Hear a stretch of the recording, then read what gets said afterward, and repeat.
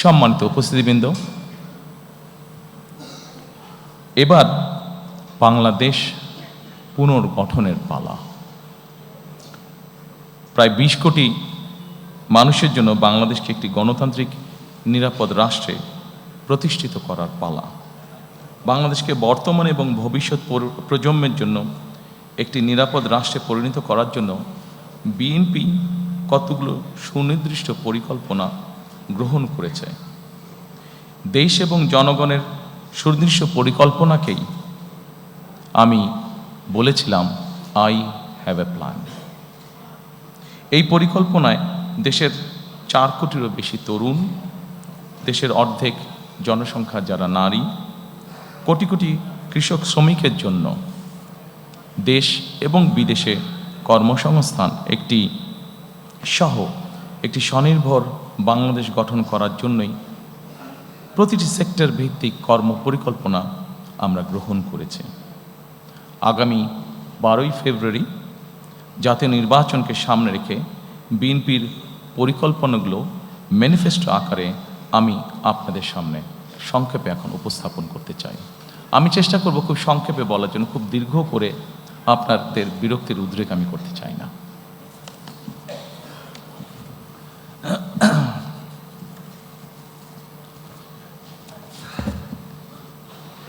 Dear friends of Diplomatic Corps, probably I'll be explaining the whole manifesto in my own language, Bangla. But I'm sure you have found that in the folder which you're holding, there's a copy in English. So it will be easy for you to understand what we will be saying in Bangla.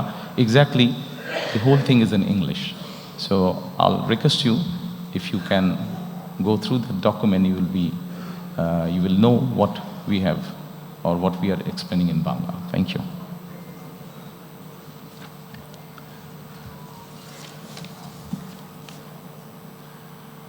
সম্মানিত উপস্থিতিবৃন্দ, আমাদের সামগ্রিক পরিকল্পনাটিকে আমরা একটু ভাগ করেছি। মোটামুটি আপনাদের সামনে স্ক্রিন যেটা আছে, দুপাশে স্ক্রিন আপনারা যদি দেখুন, এই স্ক্রিনে আমরা 5টা স্তম্ভের মধ্যে বা 5টা ভাগে আমরা ভাগ করেছি এবং এই 5টা ভাগকে যদি আমরা দেখি, এর ভেতরে আমরা বাকি জিনিসগুলোকে নিয়ে আসার চেষ্টা করেছি। আমাদের কাছে যতটুকু মনে হয়েছে কোথায় সামঞ্জস্যপূর্ণ, সেভাবে আমরা সেই ডিপার্টমেন্টের মধ্যে সেগুলোকে আমরা ইনসার্ট করেছি। প্রথমে আমরা যেটি বলেছি রাষ্ট্র ব্যবস্থার সংস্কার, দ্বিতীয়ত আমরা বলেছি বৈষম্যহীন আর্থসামাজিক উন্নয়ন ও টেকসই রাষ্ট্রীয় সক্ষমতা অর্জন, তৃতীয়ত আমরা বলেছি ভঙ্গুর অর্থনীতির পুনর্গঠন ও পুনরুদ্ধার, চতুর্থত আমরা বলেছি অঞ্চল ভিত্তিক সুষম উন্নয়ন এবং পঞ্চম বা শেষ যেটি ধর্ম, সমাজ, ক্রীড়া, সংস্কৃতি ও সংহতি বিষয়ক যেই বিষয়গুলো আছে। এখন আমরা প্রথমেই চলে আসি রাষ্ট্র ব্যবস্থার সংস্কার। সম্মানিত উপস্থিতিবৃন্দ, রাষ্ট্র ব্যবস্থার যে সংস্কার, আমরা যারা বিভিন্নভাবে প্রতিদিন খবর রাখি, দেশ জাতি সবকিছু দেখে আমরা এতটুকু বুঝেছি আমাদের রাষ্ট্রীয় ব্যবস্থার মধ্যে বেশ কিছু সংস্কারের প্রয়োজন আছে। আপনাদের কাছে যে ফোল্ডারটি আছে, এখানে আপনারা যদি দেখেন, এর ভেতরে কয়েকটি ভাগ আমরা করেছি: গণতন্ত্র ও জাতি গঠন, মুক্তিযুদ্ধ, অভ্যুত্থান, সাংবিধানিক সংস্কার, সুশাসন এবং স্থানীয় সরকার। আমি ডিটেইল আলোচনায় যাব না। আমি প্রথমেই শুরু করতে চাই গণতন্ত্র ও জাতি গঠন। গণতন্ত্র এবং জাতি গঠনে যদি আমরা দেখি, প্রথমেই আমরা একটি কথা সেখানে লিখেছি।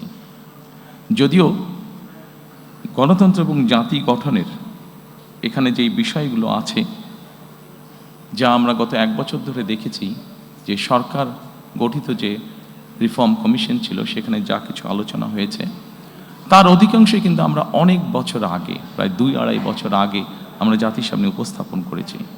তবে আমরা এখানে নিয়ে এসেছি প্রথমেই 31 দফা বা জুলাই সনদের বাস্তবায়ন।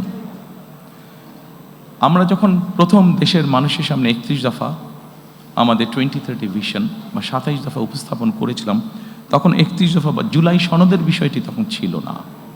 যেহেতু এটি আমাদের জাতির জন্য সব কিছু মিলে একটি অত্যন্ত জরুরি বিষয়, সেজন্য এটিকে আমরা সামনে নিয়ে এসেছি।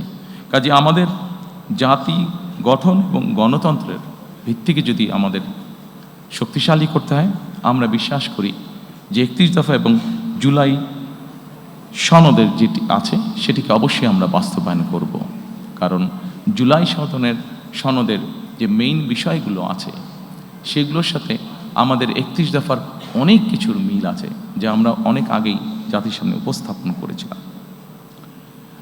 সম্মানিত উপস্থিতিবৃন্দ, অবশ্যই আমরা জানি 2024 সালে যে গণ অভ্যুত্থান হয়েছে, সেই গণ অভ্যুত্থান হয়েছিল ফ্যাসিবাদের বিরুদ্ধে।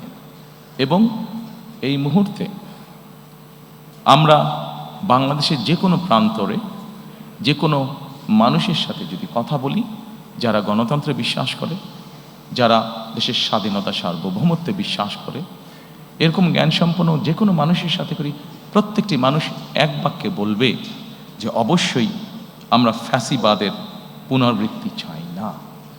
এবং যেহেতু আমরা ফ্যাসিবাদের পুনরাবৃত্তি চাই না, দলমত নির্বিশেষে প্রত্যেকটি মানুষ এই কথা বলবে, সেজন্যই আমরা এটিকে গুরুত্ব আরোপ করেছি। এবং এই ফ্যাসিবাদের পুনরাবৃত্তি যদি না চাই, অবশ্যই আমাদেরকে ডেমোক্রেটিক প্রসেস বা গণতন্ত্রের চর্চা আমাদেরকে অব্যাহত রাখতে হবে। আমরা জনগণের শাসনের কথা বলি। সম্মানিত উপস্থিতিবৃন্দ, জনগণের কাছে আমরা শাসনের কথা বলি, জনগণের অধিকার প্রতিষ্ঠার কথা বলি। আমি ব্যক্তিগতভাবে একজন রাজনৈতিক কর্মী হিসাবে মনে করি, বিশ্বাস করি দৃঢ়ভাবে, যে জনগণের শাসনের যদি আমাদেরকে প্রতিষ্ঠিত করতে হয়, জনগণের যদি আসলে আমরা ভাগ্যের পরিবর্তন করতে চাই, তবে একটি বিষয় আমাদেরকে নিশ্চিত করতে হবে, সেটা হচ্ছে জবাবদিহিতা বা অ্যাকাউন্টেবিলিটি। আমাদের সমাজের প্রত্যেকটি স্তরে, রাষ্ট্র পরিচালনার প্রত্যেকটি স্তরে, সরকার পরিচালনার প্রত্যেকটি স্তরে ধীরে ধীরে আমাদেরকে অ্যাকাউন্টেবিলিটি বা জবাবদিহিতা আমাদেরকে প্রতিষ্ঠিত করতে হবে। অর্থাৎ যারা যে দায়িত্বে থাকবেন তাদেরকে অবশ্যই জনগণের কাছে কোনো না কোনোভাবে তাদের কাজের জন্য জবাবদিহিতা করতে হবে, অ্যাকাউন্টেবল থাকতে হবে তাদেরকে। আমরা যদি বিগত 16-17 বছরে যা হয়েছে আমরা দেখেছি, খুব সহজে আমরা একটি কথা বলতে পারবো, যেহেতু ভোটই ছিল না, দেশে নির্বাচন ব্যবস্থাই ছিল না, ফলে জবাবদিহিতাও ছিল না। এবং জবাবদিহিতা ছিল না বলেই আমরা অপশাসন দেখেছি, জবাবদিহিতা ছিল না বলেই আমরা দুর্নীতি দেখেছি ট্রিমেন্ডাস হারে। সম্মানিত উপস্থিতবৃন্দ, আমাদেরকে জবাবদিহিতা যদি নিশ্চিত করতে হয়, গণতন্ত্রকে যদি নিশ্চিত করতে হবে, তবে অবশ্যই আরেকটি বিষয় আমাদেরকে নিশ্চিত করতে হবে, যেটি বিএনপির একটি ট্র্যাডিশন, যেটি বিএনপি যখনই রাষ্ট্র পরিচালনার সুযোগ পেয়েছে, সবসময় বিএনপি চেষ্টা করেছে এই প্র্যাকটিসটিকে অব্যাহত রাখতে। গণমাধ্যম এবং মত প্রকাশের স্বাধীনতা। কারণ গণমাধ্যমের স্বাধীনতা যদি না থাকে, মত প্রকাশের স্বাধীনতা যদি না থাকে, তাহলে অবশ্যই জবাবদিহিতাকে আমরা ধরে রাখতে পারবো না। এবং সেই জন্যই রাজনৈতিক কর্মী হিসাবে এবং আমার দলের অবস্থান থেকে আমরা দৃঢ়ভাবে যে কোনো মূল্যে এই ব্যাপারটিকে নিশ্চিত করতে চাই। প্রিয় উপস্থিতিবৃন্দ, আমরা যদি 2001 থেকে 2006 সাল পর্যন্ত পত্রপত্রিকাগুলো দেখি, আমরা দেখব সেই সময় পত্রপত্রিকাগুলো স্বাধীনভাবে তাদের মতামত উপস্থাপন করেছেন বা বক্তব্য তুলে ধরেছেন। এবং পত্রিকাগুলো এখনও আছে, আমরা পত্রিকাগুলো খুললেই দেখতে পাবো যেভাবে বিভিন্নভাবে সরকারকে, তৎকালীন সরকারকে সমালোচনা করা হয়েছে। কিন্তু আমরা দৃঢ়ভাবে বলতে পারবো যে যেদিন যেই পত্রিকায় সরকারের বিভিন্ন বিষয় নিয়ে সমালোচনা করা হয়েছে, সেদিন সন্ধ্যার পরে কোনো এজেন্সি থেকে কোনো পত্রিকার কাছে কোনো ফোন আসেনি যে এই নিউজটা সরাতে হবে, এই নিউজটা কেন করলেন, বা এই ধরনের কোনো ফোন আসেনি, যা আমরা অবশ্যই গত 16-17 বছর দেখেছি।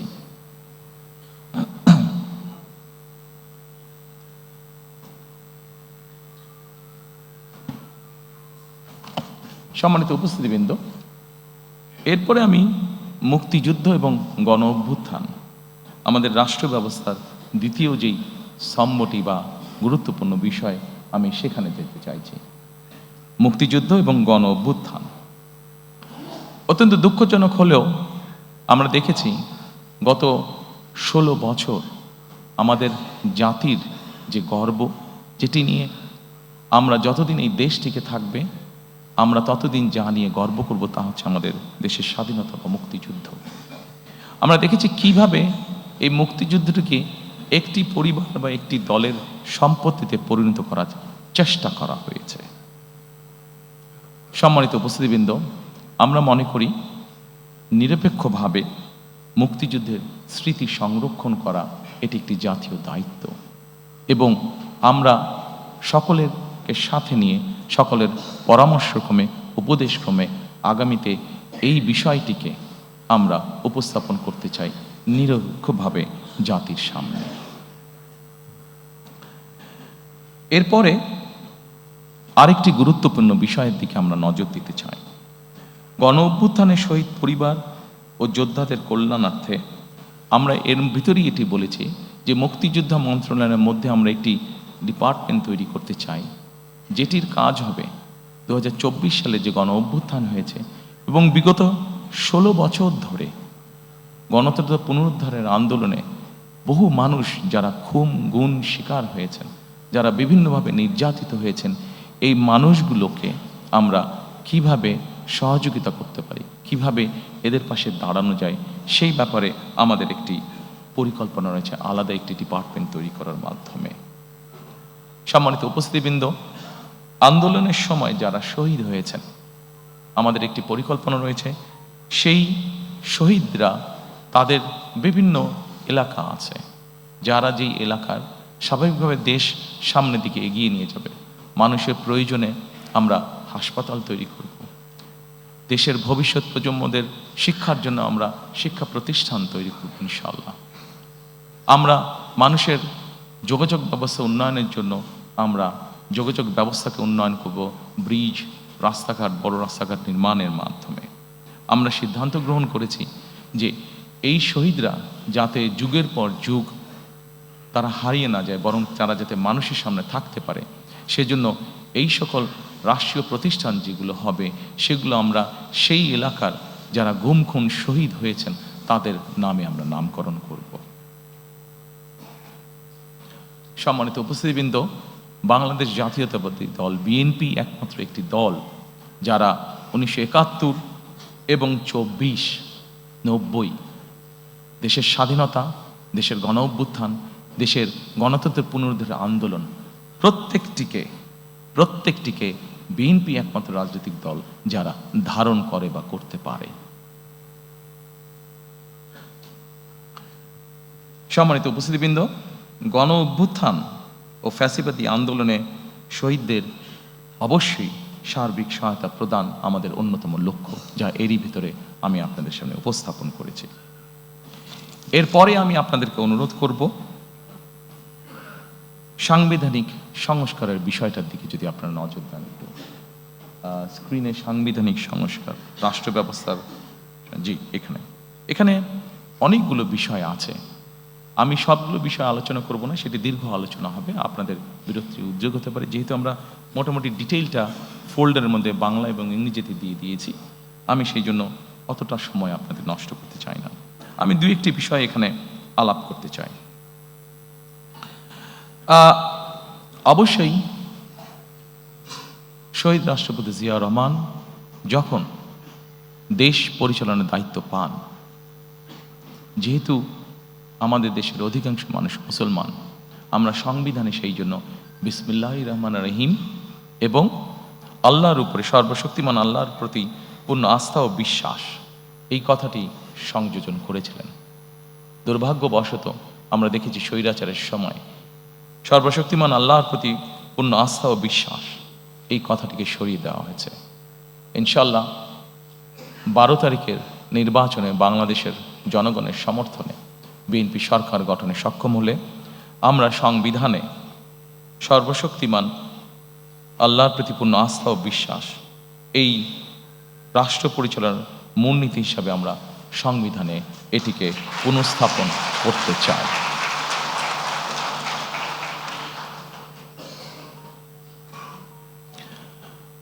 সম্মানিত উপস্থিতিবৃন্দ, আমরা যেহেতু প্রথমে আমি বলেছি যে বাংলাদেশকে যদি গণতান্ত্রিক ভিত্তির উপর প্রতিষ্ঠিত করতে হয়, তাহলে অবশ্যই আমাদেরকে যে কোনো মূল্যে গণতান্ত্রিক অর্থাৎ ভোট প্রদানের যে চর্চা, ভোটিং রাইট বা ভোট যেই বিষয়টি, এটিকে আমাদের অব্যাহত রাখতে হবে এবং অবশ্যই নিরপেক্ষ ভোট, যেই ভোটের উপরে, যেই ভোট ব্যবস্থার উপরে, যেই ভোট প্রক্রিয়ার উপরে বাংলাদেশের মানুষের আস্থা থাকবে, এইরকম ভোট। এবং বাংলাদেশের মানুষের মনে করার কারণ আছে এরকম একটি নির্বাচন, কারণ অতীতে আমরা দেখেছি 91 সাল, 96 সাল, 2001 সাল যদি আমরা বিবেচনা করি, বাংলাদেশের মানুষ দৃঢ়ভাবে বিশ্বাস করে যে একটি নিরপেক্ষ নির্বাচনের নিশ্চয়তা একমাত্র একটি অরাজনৈতিক সরকার অর্থাৎ তত্ত্বাবধায়ক সরকার বা কেয়ারটেকার সরকারই এনশিওর করতে পারে। এবং সেই জন্যই আমরা যখন আমাদের 31 দফা উপস্থাপন করেছিলাম, সেই সময় আমরা বলেছি আমরা কেয়ারটেকার সরকার আবার দেশে পুনঃপ্রতিষ্ঠিত করতে চাই। এবং পরবর্তীতে বিষয়টি অনেকেই বলেছেন, বিষয়টি বর্তমান সরকার কর্তৃক যে সংস্কার কমিশন হয়েছে সেখানেও আলোচিত হয়েছে। তবে সম্মানিত উপস্থিতিবৃন্দ, অবশ্যই আমার দলের একজন সদস্য হিসাবে আমি এই ক্রেডিট নিতেই চাইব যে বাংলাদেশে সবচেয়ে প্রথম আমরাই এই কথাটি বলেছি, অর্থাৎ স্বৈরাচারের সময় আমরা যে 31 দফা উপস্থাপন করেছি আজ থেকে প্রায় 2.5 বছর আগে, সেখানে আমরা পরিষ্কারভাবে বলেছি বিএনপি দেশ পরিচালনার সুযোগ পেলে এবং বিএনপির হাতে সেই পরিমাণ সংসদীয় আসনের শক্তি থাকলে আমরা অবশ্যই তত্ত্বাবধায়ক সরকারকে পুনঃপ্রতিষ্ঠিত করব। সম্মানিত উপস্থিতিবৃন্দ, আমরা আমাদের 31 দফার মাধ্যমে একটি প্রস্তাব জাতির সামনে অনেক আগেই দিয়েছিলাম। সেই প্রস্তাবটি হচ্ছে যে ব্যক্তি প্রধানমন্ত্রী হবেন তার মেয়াদ 10 বছরের বেশি হবে না। পরবর্তীতে সরকার কর্তৃক গঠিত যে রিফর্ম কমিশন, সেখানে অন্য অনেক দল আলোচনা করেছে, বাট এই কথাটি সর্বপ্রথম বিএনপি করেছিল, এটা ডকুমেন্টেড। কাজেই এটির ক্রেডিটও আমরা অবশ্যই গ্রহণ করতে চাই এবং আমরা ইনশাল্লাহ সরকার গঠনে সক্ষম হলে আমরা অবশ্যই দেশের আইনের মধ্যে এই বিষয়টি প্রবর্তন করব যে একজন ব্যক্তি ম্যাক্সিমাম 10 বছর তার প্রধানমন্ত্রী হিসেবে তার কার্যকাল থাকবে। সম্মানিত উপস্থিতিবৃন্দ, সাংবিধানিক যে সংস্কার অনেক কিছু আছে, আমাদের অনেক কিছু হয়তো করা প্রয়োজন আছে। তারপরেও একটি বিষয় নিয়ে সুশীল সমাজের মধ্যে, সাংবাদিক নেতৃবৃন্দের মধ্যে সহ বিভিন্ন জায়গায় আলোচনা ছিল অনেক সময়, সেটি হচ্ছে সংবিধানের 70 অনুচ্ছেদ। এটি নিয়ে অনেক তর্ক বিতর্ক, ডিবেট, অনেক কিছু ছিল। 31 দফা যেদিন আমরা উপস্থাপন করি 22শে জুলাই, আমরা সেই 31 দফার মধ্যে বলেছিলাম যে অবশ্যই আমরা এই 70 অনুচ্ছেদ বিষয়টিকে আমরা ধীরে ধীরে পর্যায়ক্রমিকভাবে আমরা একটি অবস্থানে নিয়ে আসতে চাই। দু একটি বিষয় ছাড়া এইটি সম্পূর্ণভাবে ধীরে ধীরে আমরা ওপেন করে দিতে চাই।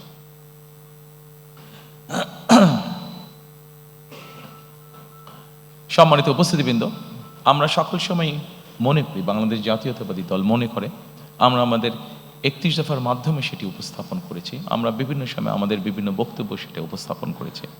আমরা মনে করি আমরা যারা প্রতিদিনকার রাজনীতি করি, এই যে সংসদে 300 আসন, এই 300 আসনে যারা সদস্য নির্বাচিত হবেন তারা প্রতিদিনকার রাজনীতি করছেন, কিন্তু এই প্রতিদিনকার রাজনীতির বাইরেও সমাজে অনেক মানুষ আছেন, চিকিৎসক হতে পারেন, লয়ার হতে পারেন, সাংবাদিক হতে পারেন, সিভিল সোসাইটির বিভিন্ন পর্যায়ের মেম্বার হতে পারেন, যাদেরও দেশের সম্পর্কে বা দেশ গঠন সম্পর্কে তাদের মূল্যবান মতামত বা উপদেশ অবশ্যই থাকতে পারে। কন্ট্রিবিউট করার মতন তাদেরও, দেশ গঠনে কন্ট্রিবিউট করার মতন তাদেরও অবস্থান অবশ্যই থাকতে পারে।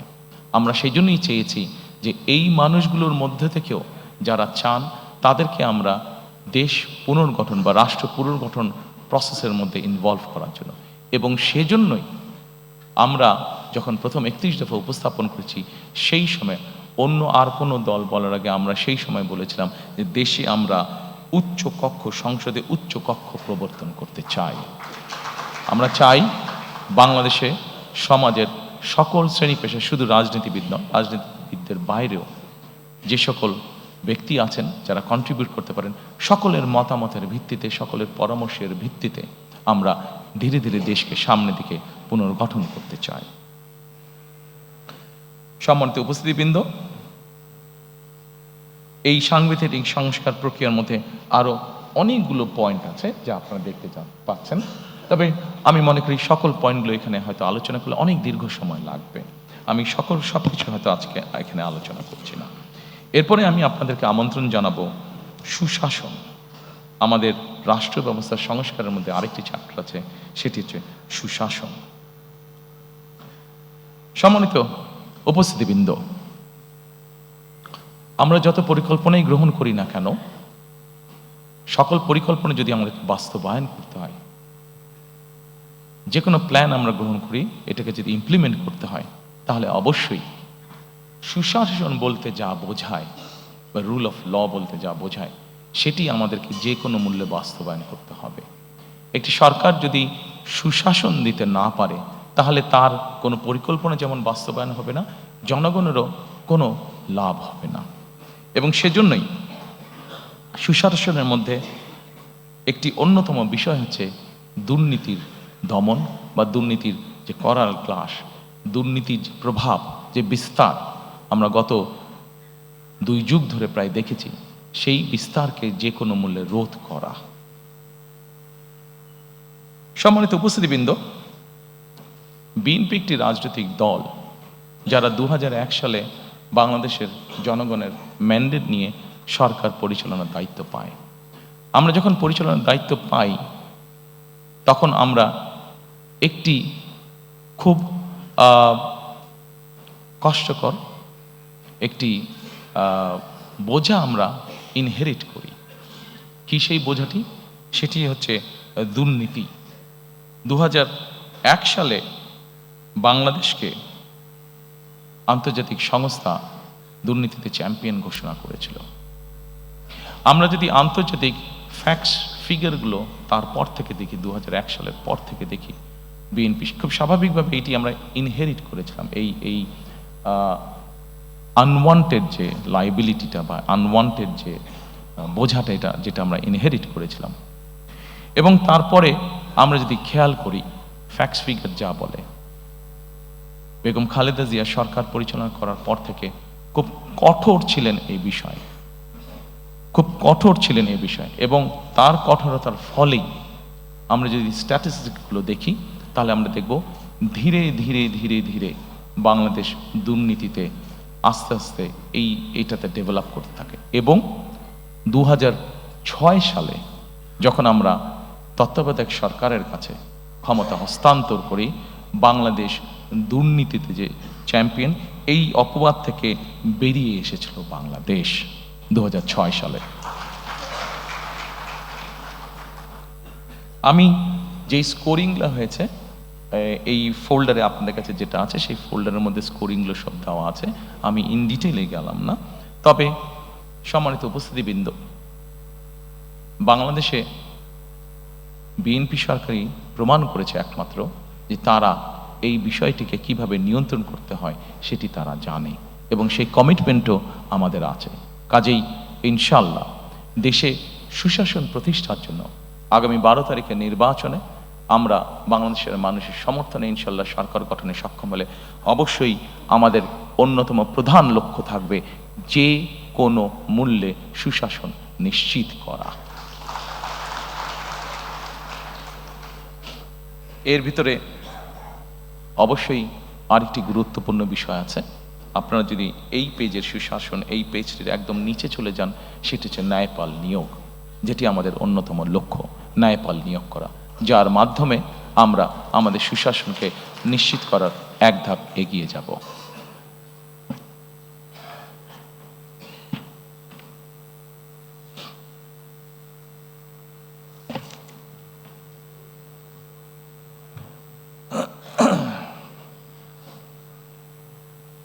সম্মানিত উপস্থিতিবৃন্দ, বিগত 16 বছর ধরে রাজনৈতিক দল হিসেবে বিএনপি একটি দল, যেই দলের নেতা, কর্মী, সমর্থক সহ বহু মানুষ গুম, খুন, অত্যাচারের শিকার হয়েছে, নির্যাতনের শিকার হয়েছে। একটি রাজনৈতিক দলের সদস্য হিসাবে আজকে এখানে আমন্ত্রিত সকল অতিথির সামনে আমরা বলতে চাই, অবশ্যই আমরা চাই না যে ঘটনার ভিতর দিয়ে, যে বিভীষিকার ভিতর দিয়ে বিএনপি গিয়েছে, সেই ঘটনার আবার পুনরাবৃত্তি বাংলাদেশে হোক। কারণ এই ঘটনার যদি পুনরাবৃত্তি হয় তাহলে কোনোভাবেই শান্তি প্রতিষ্ঠিত করা সম্ভব না। আমরা ক্ষতিগ্রস্ত হয়েছি, আমাদের নেতাকর্মীরা পঙ্গুত্ব বরণ করেছে, সহায় সম্পত্তি হারিয়েছে, কিন্তু প্রতিশোধ কখনো শান্তি এনে দিতে পারে না, প্রতিশোধ কখনোই ভালো কিছু এনে দিতে পারে না। এবং সেজন্যই আমরা মনে করি সর্বস্তরে যত দ্রুত সম্ভব দ্রুততার সাথে সর্বস্তরে আইনের শাসন প্রতিষ্ঠিত করাই একমাত্র এই দেশ এবং জাতিকে রক্ষা করতে পারে। একই সাথে 2024 সালের যে আন্দোলন হয়েছিল, সেখানে বৈষম্য নামক এই শব্দটি অত্যন্ত গুরুত্বপূর্ণ ছিল। আমরা চাই, আমাদের ইচ্ছা, আমাদের লক্ষ্য, আমাদের হাতে দেশ পরিচালনার সুযোগ থাকলে আমাদের সর্বশক্তি দিয়ে আমরা চেষ্টা করব মেরিটোক্রেসির বাংলাদেশ বিনির্মাণ করার জন্য। অর্থাৎ প্রিয় সহকর্মীবৃন্দ, প্রিয় উপস্থিতিবৃন্দ, একটি বিষয় আজকে আমাদেরকে অনুধাবন করতে হবে। একটি রাজনৈতিক সরকার হিসাবে আমরা যদি সঠিক ব্যক্তিকে সঠিক জায়গায় নিয়োগ দিতে না পারি, একটি রাজনৈতিক দল হিসাবে আমাদের পরিকল্পনা আছে, আমরা এমন কোনো ব্যক্তিকে যদি এমন কোনো জায়গায় নিয়োগ দিই যার যোগ্যতা তার নেই, তাহলে সবচেয়ে আগে ক্ষতিগ্রস্ত হবে আমার সেই রাজনৈতিক সরকার। কারণ আমার পরিকল্পনা বাস্তবায়নের যোগ্যতাই তার নেই। ফলে ক্ষতিগ্রস্ত হবে দেশ, ক্ষতিগ্রস্ত হবে দেশের জনগণ। সেজন্য আমরা দৃঢ়ভাবে বিশ্বাস করি, দেশকে যদি পুনর্গঠন করতে হয়, দেশকে যদি সামনের দিকে নিয়ে যেতে হয়, অবশ্যই আমাদেরকে মেরিটোক্রেসি অর্থাৎ মেধাকে আমাদের অবশ্যই প্রায়োরিটি দিতে হবে। যার যেই যোগ্যতা যেখানে, তাকে আমরা দিতে পারি। ব্যক্তিগতভাবে আমি বিশ্বাস করি যে আমি যখন একজন মেধাবীকে, সে যেই রাজনৈতিক আদর্শে বিশ্বাস করুক না কেন, আমি যদি একজন মেধাবীকে তার নিজের জায়গায় পৌঁছতে সাহায্য করি, তখন সে কিন্তু একটি বিষয়ে চিন্তা ভাবনা করবে যে আজকে বিএনপি সরকার ছিল বলেই আমি আমার মেধার শক্তিতে এখানে আসতে সক্ষম হয়েছি। কাজেই বিএনপি সরকার নিরপেক্ষতা নিশ্চিত করেছে। কাজেই আমি চেষ্টা করব যে বিএনপি সরকার নিরপেক্ষভাবে যাতে তার কাজ করতে পারে, সেই চেষ্টা আমি করব। পুরো বিষয়টাকে আমি এইভাবে দেখি এবং সেই জন্যই আমি মনে করি যে যেইটা যোগ্য, যে আর যেই মেধা আছে, তাকে সেভাবেই সুযোগ দেওয়া উচিত।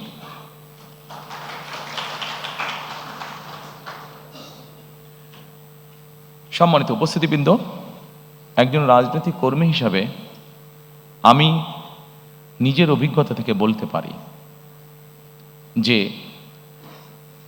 বিচার বিভাগকে কিভাবে নিয়ন্ত্রণ করা হয়েছিল বিগত স্বৈরাচারের সময়। আমি, আমার মা, আমার পরিবার, আমরা এই বিচার বিভাগের নির্যাতনের ভিতর দিয়ে আমরা গিয়েছি। প্রিয় সহকর্মীবৃন্দ, একজন মানুষ হিসাবে, একজন রাজনৈতিক কর্মী হিসাবে আমার সর্বোচ্চ চেষ্টা থাকবে যে কোনো মূল্যে বিচার বিভাগের যে স্বাধীনতা, সেটিকে নিশ্চিত করা। কারণ আমি নিজে ভুক্তভোগী কিভাবে বিচার বিভাগ একজন মানুষের জীবন, একটি সংসার ধ্বংস করে দিতে পারে। সেই জন্য আমরা সরকার গঠনে সক্ষম হলে আমাদের সর্বোচ্চ চেষ্টা থাকবে যে কোনো মূল্যে বিচার বিভাগের স্বাধীনতাকে নিশ্চিত করা। সম্মানিত উপস্থিতিবৃন্দ, এরপরে আপনাদেরকে আমি অনুরোধ করব, রাষ্ট্র ব্যবস্থার সংস্কারের শেষ যেই ঘরটি স্থানীয় সরকার, সেখানে যদি আপনারা একটু দৃষ্টি দেন। সম্মানিত উপস্থিতিবৃন্দ, বিএনপি বিশ্বাস করে স্থানীয় সরকার হলো গণতন্ত্র এবং উন্নয়নের প্রাণ কেন্দ্র। আমাদের এখানে অনেকেরই অভিজ্ঞতা আছে বিভিন্ন দেশ দেখার, বিশেষ করে ইউরোপের উন্নত দেশগুলো দেখার। আমি নিজেও অনেক দিন ইউকেতে থাকতে বাধ্য হয়েছি। আমি সেখানে যতটুকু দেখেছি, আমার যতটুকু অভিজ্ঞতা হয়েছে, যে স্থানীয় সরকার বলতে যেই সরকারটিকে বোঝায়, এটিকে যদি আমরা স্বাধীনভাবে কাজ করতে দিতে সক্ষম হই, এটিকে যদি আমরা একটি প্রাতিষ্ঠানিক রূপ হিসেবে ধীরে ধীরে গড়ে তুলতে পারি, তাহলে দেশের অনেক সমস্যার সমাধান করা স্থানীয়ভাবে সম্ভব হবে। দুঃখজনকভাবে হলেও আমাদের দেশের টেকনাফের একজন মানুষকে বা তেঁতুলের একজন মানুষকে অনেক সময় ঢাকায় আসতে হয় বিভিন্ন কাজে, ছোট্ট একটি কাজে হয়তো তাকে ঢাকায় আসতে হয়। কিন্তু আমরা যদি ধীরে ধীরে স্থানীয় সরকার এটিকে যদি আমরা ধীরে ধীরে শক্তিশালী করে গড়ে তুলতে পারি, তাহলে অবশ্যই এমনও পরিস্থিতি দাঁড়াবে যে কোনো একটি মানুষকে তার প্রয়োজনের জন্য, ছোটোখাটো প্রয়োজনের জন্য হয়তো ঢাকায় আসার প্রয়োজন হবে না, সে স্থানীয়ভাবেই তার সমস্যার সমাধান করতে পারবে। শুধু তাই নয়, স্থানীয় সরকারটিকে যদি আমরা শক্তিশালী করতে পারি, তাহলে আমরা গণতন্ত্র নিয়ে যেই কথা বলছি, গণতন্ত্রের ভিত্তিটাকে শক্তিশালী করার জন্য যেই কথাটা বলছি, সেটিও করতে আমরা সক্ষম হব। কারণ জবাবদিহিটা স্থানীয় পর্যায় থেকে তৈরি হবে। জবাবদিহিতা যখন স্থানীয় পর্যায় থেকে তৈরি হবে, মানুষের জীবনমান উন্নয়ন হতে তখন বাধ্য, দুর্নীতি কমে আসতে তখন বাধ্য, প্রকৃত উন্নয়ন বলতে যা বোঝায়, আইন শৃঙ্খলা বলতে যা বোঝায়, সকল কিছু তখন ধীরে ধীরে ভালোর দিকে এগোতে থাকবে।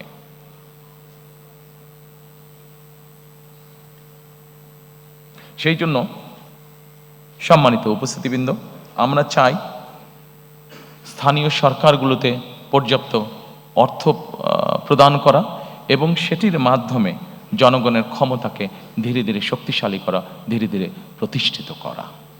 আমরা 20 কোটি মানুষের দেশ, ঢাকা থেকে আমরা কখনোই সার্বিকভাবে দেশের উন্নয়ন করতে সক্ষম হব না। আমাদেরকে যে কোনো মূল্যে অবশ্যই চেষ্টা করতে হবে যাতে করে আমরা স্থানীয় সরকারকে শক্তিশালী করতে পারি, জবাবদিহিতা তৈরি করতে পারি এবং লোকাল যেই সমস্যাগুলো আছে সেগুলো যাতে স্থানীয় পর্যায়ে আমরা ধীরে ধীরে সমাধান করতে পারি।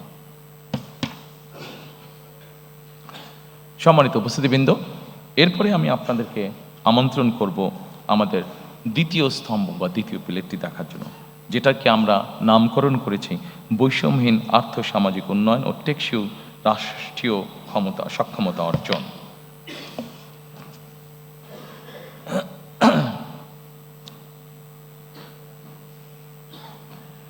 সম্মানিত উপস্থিতিবৃন্দ, বাংলাদেশে এইটিকে আমরা বৈষম্যহীন আর্থ সামাজিক উন্নয়ন টেকসই রাষ্ট্রীয় সক্ষমতা অর্জন, এটিকে আমরা কয়েক ভাগে আবার ভাগ করেছি।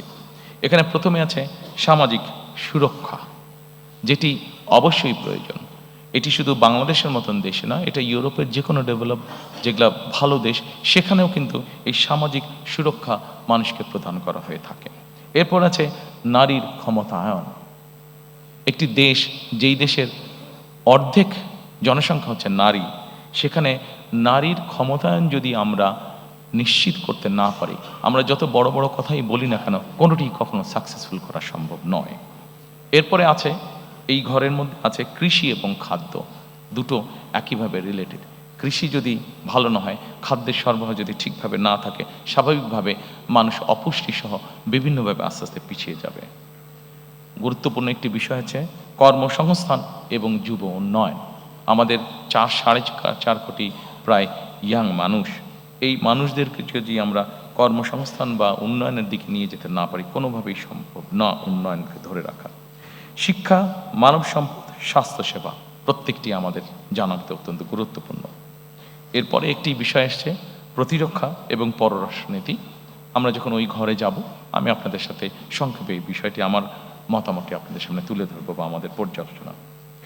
এরপরে আছে আমাদের প্রায় 1.5 কোটি মানুষ প্রবাসে বাস করেন এবং তারা আমাদেরকে দেশ গঠনে বিভিন্নভাবে সহযোগিতা করেন।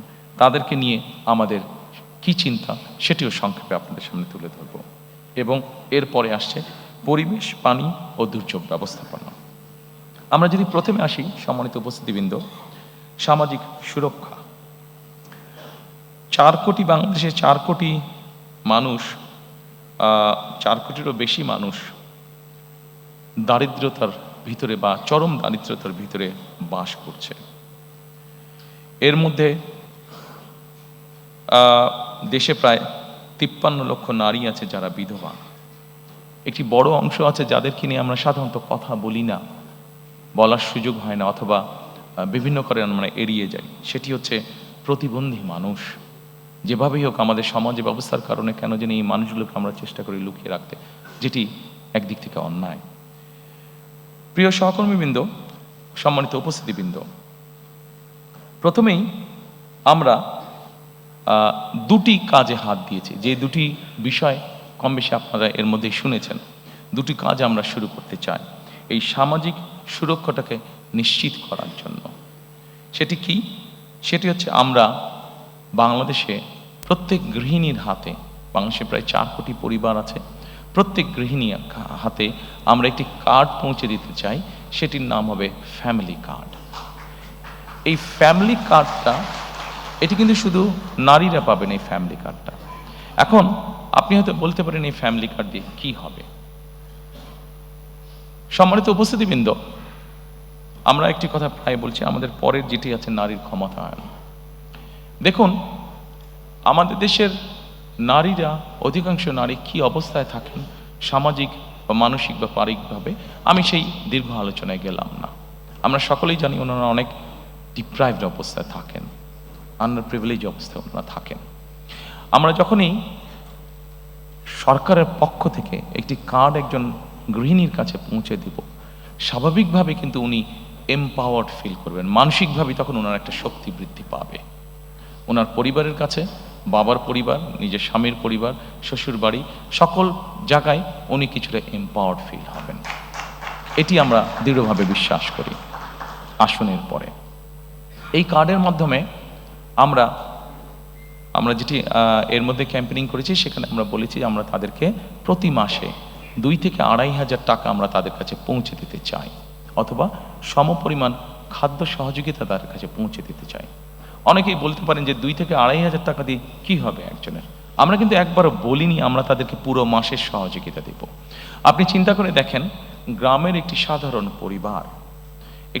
পরিবার যার সদস্য সংখ্যা এভারেজে 5 থেকে 6 জন, আপনি যদি তার এভারেজ খুব এসেনশিয়াল বাজার সদাই যদি আপনি মনে করেন 5 থেকে 6,000 টাকা হয়ে থাকে মিনিমাম, এর নিচে তো কষ্টকর ব্যাপার, এটা হয়ে থাকে, অর্থাৎ 4 সপ্তাহের খরচ যদি চা হয়ে থাকে, আপনি যদি তাকে 2,500 টাকার মতন দেন, তার মানে আপনি তাকে মোটামুটিভাবে 1 সপ্তাহের একটা সাপোর্ট আপনি তাকে দিচ্ছেন। এই 1 সপ্তাহ সাপোর্টটা আমরা যারা আজকে এত সুন্দর জায়গায় বসে আলোচনা করছি, আমাদের কাছে এটা গায়েই লাগবে না বিষয়টা, বাট আমরা যদি তাদের সেই বাস্তব অবস্থায় যাই, এই 1 সপ্তাহের 2,500 টাকার সহযোগিতা তার জন্য বিরাট বড় ব্যাপার। এই 2,500 টাকা সে কোনো না কোনোভাবে খরচ করছে, কিন্তু আপনি যখন তাকে এডিশনাল সাপোর্ট দিবেন, তখন একজন নারী এই 2,500 টাকাটা বিভিন্নভাবে খরচ করবে, অথবা সে তার নিজস্ব খরচ থেকে যেই টাকাটা সে বাঁচাতে পারবে সেটা তার বিভিন্নভাবে সে খরচ করবে। আসুন আমরা সংক্ষেপে দেখি সে কিভাবে কোথায় কোথায় সে খরচ করবে। আমরা যেই স্টাডি করেছি সেখানে আমরা 3টি জায়গা পেয়েছি যেখানে একজন নারী যতটুকু অর্থ বাঁচাতে পারেন সেটা সে খরচ করবে। কোথায় করবে? প্রথমত তার পরিবারের যে সন্তান আছে তাদের খাওয়া দাওয়া, হেলথের পিছনে সে খরচ করবে প্রথমেই, যে তার ছেলেমেয়েরা একটু ভালো খাক, একটু ভালোভাবে খেয়ে পরে থাকুক। আচ্ছা, তারপরে সেখান থেকে যদি সে খরচ বাঁচাতে পারে, তাহলে সে চেষ্টা করবে তার সন্তানদের লেখাপড়ার পিছনে, যে তার সন্তানটা একটু বেটার লেখাপড়া করুক, সে টাকাটা ওখানে খরচ করবে। তারপরে থার্ড জায়গা সে যেটা খরচ করবে, সে যদি টাকা সাশ্রয় করতে পারে, সেভিং করতে পারে, তাহলে সে যেটা করবে, সেটা তার আশেপাশে গ্রাম অঞ্চলে সে ছোট বিনিয়োগ করবে, ইনভেস্ট করবে, অর্থাৎ লোকাল ইকোনমিতে সে কন্ট্রিবিউট করবে, লোকাল ইকোনমিটা সে রান করবে। প্রিয় সহকর্মীবৃন্দ, আমরা যদি এভাবে দেখি, একটা পরিবার 5 বছর 7 বছর ধরে এই সাপোর্টটা পেল, আপনি চিন্তা করেন, একটা পরিবার, একটা গ্রামে যদি 10টা পরিবার থাকে, 10টা পরিবার যদি, তার মধ্যে 7টা পরিবার যদি অসচ্ছল থাকে, তারা যদি এই সাপোর্টটা পায়, তার মানে 7টা পরিবার কিন্তু মোটামুটিভাবে 5-7 বছর পরে একটা মোটামুটিভাবে অর্থনৈতিক অবস্থার মধ্যে আসলো। এই যে 7টা পরিবার মানে যে লোকাল ইকোনমিতে কন্ট্রিবিউট করেছে, তাহলে আপনি দেখেন, সে হয়তো হাঁস মুরগি পালন করেছে, সে ডিমটা বিক্রি করেছে, আরেকজন ডিম কিনেছে, সেখান থেকে সে তার যে বিক্রি করে ইনকাম করলো, সে গামছা কিনেছে, অথবা চুড়ি কিনেছে, অথবা কসমেটিক কিনেছে। অর্থাৎ কোনো না কোনো ইকোনমিতে 10 টাকা 5 টাকা করেও ছোট ছোট ছোট ছোট কিন্তু সে কিন্তু কন্ট্রিবিউট করে যাচ্ছে। অর্থাৎ দিনের পর দিন, মাসের পর মাস, বছরের পর বছর যখন এইভাবে লোকাল ইকোনমিতে আপনি রিসোর্স পাম্প করতে থাকবেন, তখন কিন্তু আস্তে আস্তে পুরো ইকোনমিটা অনেক ভাইব্রেন্ট হওয়া ধরবে। আপনি একটা গ্রামকে এভাবে আপনি মোটামুটিভাবে একটা ভালো অবস্থানে নিয়ে আসলেন, আস্তে আস্তে ওই ইউনিয়নটা, আস্তে আস্তে উপজেলাটা, আস্তে আস্তে জেলাটা, আস্তে আস্তে বিভাগটা, আস্তে আস্তে সকল বিভাগ, অর্থাৎ 7 বছর পরে কিন্তু আপনি অনেক বেটার একটি চিত্র পাবেন। অন্তত আমাদের স্টাডি আমাদেরকে তাই বলছে। সেজন্যই আমরা মনে করি এই ফ্যামিলি কার্ডটা হতে পারে শুনতে খুব ছোট লাগছে, কিন্তু এটার লং টার্ম পজিটিভ এফেক্ট অনেক অনেক অনেক বড় হবে ইনশাল্লাহ।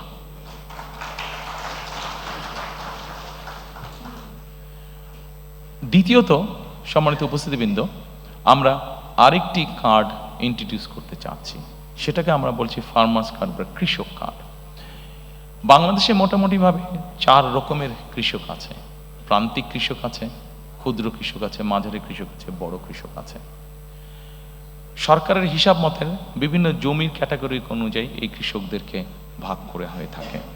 আমরা প্রথমে প্রান্তিক, ক্ষুদ্র এবং মাঝারি কৃষক পর্যন্ত যাব।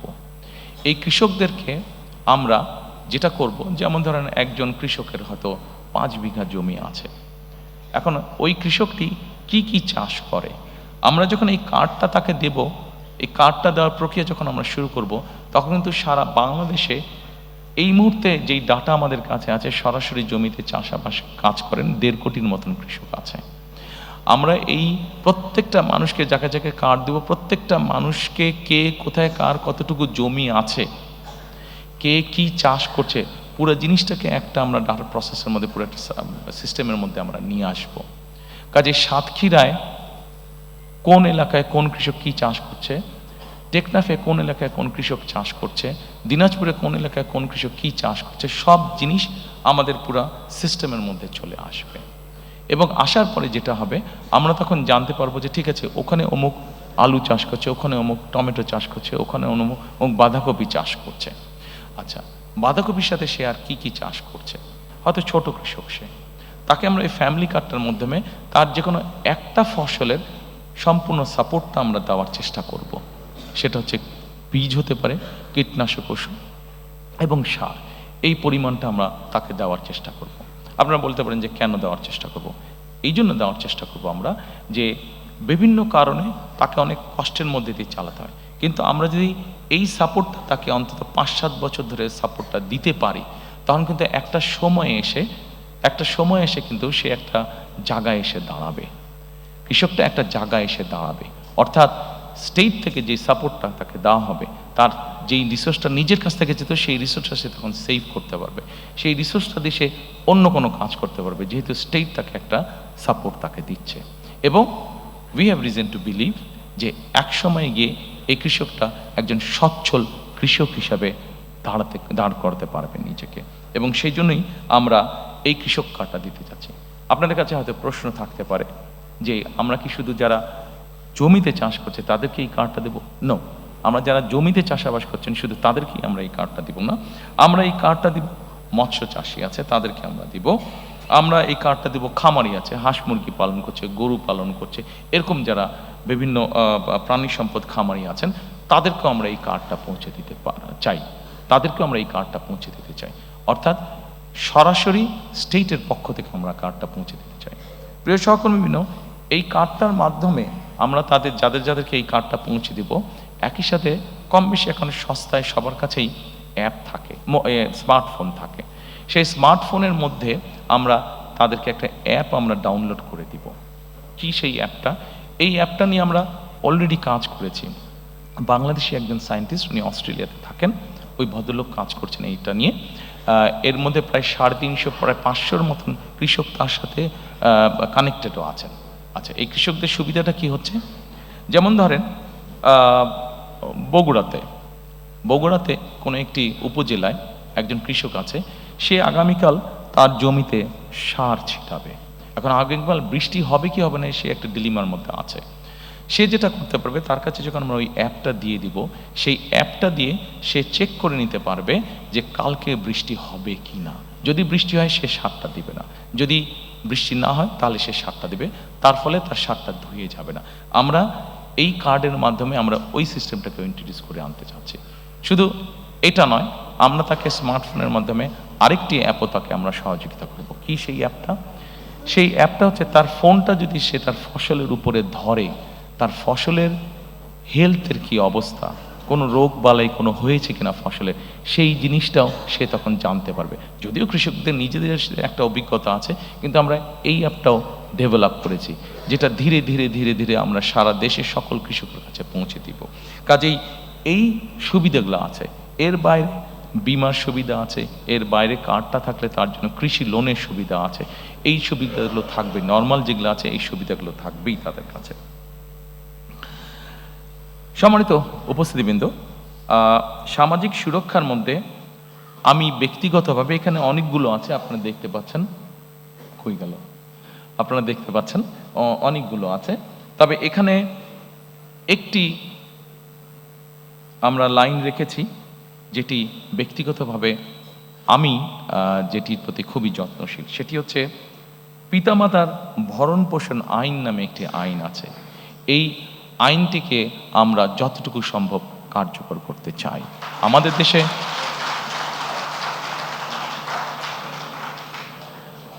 দেশে এরকম অনেক বৃদ্ধ পিতামাতা আছেন যাদেরকে অনেক সময় যে কোনো কারণে সন্তানরা দেখতে চায় না বা ভরণ পোষণ করে না। কিন্তু রাষ্ট্রের পক্ষ থেকে কিভাবে বৃদ্ধ পিতামাতাদের পাশে দাঁড়ানো যায়, কিভাবে তাদেরকে সহযোগিতা করা যায়, এ ব্যাপারে আমাদের পরিকল্পনা রয়েছে। আমরা আশা করি আমরা ইনশাল্লাহ দেশ পরিচালনার সুযোগ পেলে পরে আপনারা যারা আজকে উপস্থিত আছেন, এই কাজটিতে যখন আমরা হাত দিব, আপনারা যারা সিনিয়র সিটিজেন আছেন আমাদেরকে সহযোগিতা করবেন। Thank you.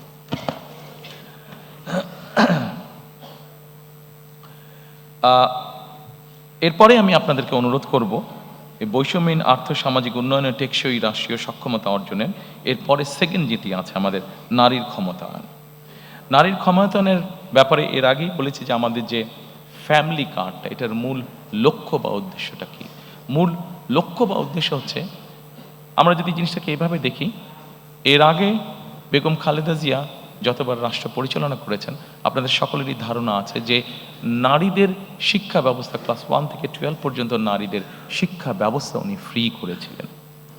সম্মানিত উপস্থিতিবৃন্দ, আমাদের দেশে এখন যে কোনো স্কুল কলেজ যেখানেই যাই, আমরা যদি এনরোলমেন্ট দেখি, আমরা দেখব যে ছেলে মেয়ে সমান সমান, ক্ষেত্র বিশেষে মেয়েদের সংখ্যা বেশি বিভিন্ন স্কুল কলেজ সব কিছুতে। এখন শুধু শিক্ষা দিলে তো হবে না, আমি যেটা আগেই বলেছি, শিক্ষার পাশাপাশি তাদেরকে আমাদেরকে অর্থনৈতিকভাবে, সামাজিকভাবে এই নারীদেরকে আমাদেরকে প্রতিষ্ঠিত করতে হবে। এই নারীদেরকে সামাজিক এবং অর্থনৈতিকভাবে প্রতিষ্ঠিত করে, শুধু শিক্ষা আছে, শিক্ষার সাথে সাথে যদি আমরা তাদেরকে অর্থনৈতিকভাবে প্রতিষ্ঠিত করতে পারি, সামাজিকভাবে প্রতিষ্ঠিত করতে পারি, আমরা একটি শক্তিশালী সমাজ গঠন করতে পারবো, যেই সমাজে মানুষ যুক্তি তর্ক দিয়ে চলবে, যেই সমাজে আমরা মনে করি, আমরা আশা করি, যেখানে খুব সুন্দরভাবে আমরা শান্তি স্থাপনের কাজ করতে পারবো। এবং সেজন্যই আমরা ফ্যামিলি কার্ডটি আমরা প্রবর্তন করতে চাই, যেই ফ্যামিলি কার্ডের মাধ্যমে আমরা নারীদেরকে পর্যায়ক্রমিকভাবে ধীরে ধীরে আমরা তাদেরকে অর্থনৈতিকভাবে এবং সামাজিকভাবে তাদেরকে এম্পাওয়ার্ড করতে চাই আমরা। সম্মানিত উপস্থিতিবৃন্দ, আমাদের একটি সেক্টর আছে বাংলাদেশে, যেটিকে আমরা গার্মেন্ট সেক্টর বলি, যেটি নিয়ে আমরা প্রত্যেকটি বাংলাদেশের নাগরিক গর্ব করি। আমরা যখন বিদেশে যাই, যারা বিদেশে থাকি বা বিদেশে যাই, আমরা যখন জামা কাপড় কিনি, যখন লেবেলটা দেখি মেড ইন বাংলাদেশ, আর মুখের মধ্যে সুন্দর একটা হাসি আমাদের ফুটে ওঠে, ভালো লাগে মনের মধ্যে যে এই জামাটা মেড ইন বাংলাদেশ। যখন কোনো ব্র্যান্ডেড শপে আমরা দেখি মেড ইন বাংলাদেশ কাপড়টা, এই গার্মেন্ট শিল্পে বহু নারী কাজ করেন। বলা যায় টোটাল গার্মেন্ট শিল্পে যত মানুষ কাজ করে, যত শ্রমিক কাজ করে, তার 70% বা তার কিছু বেশি নারী শ্রমিক আমাদের। এখন সম্মানিত উপস্থিতিবৃন্দ, শুধু একটি সেক্টরেই কেন আমরা নারী রাখবো? আমাদের নারীরা তো কৃষিতেও কাজ করেন, আমাদের নারীরা তো অন্যান্য অনেক সেক্টরে কাজ করেন।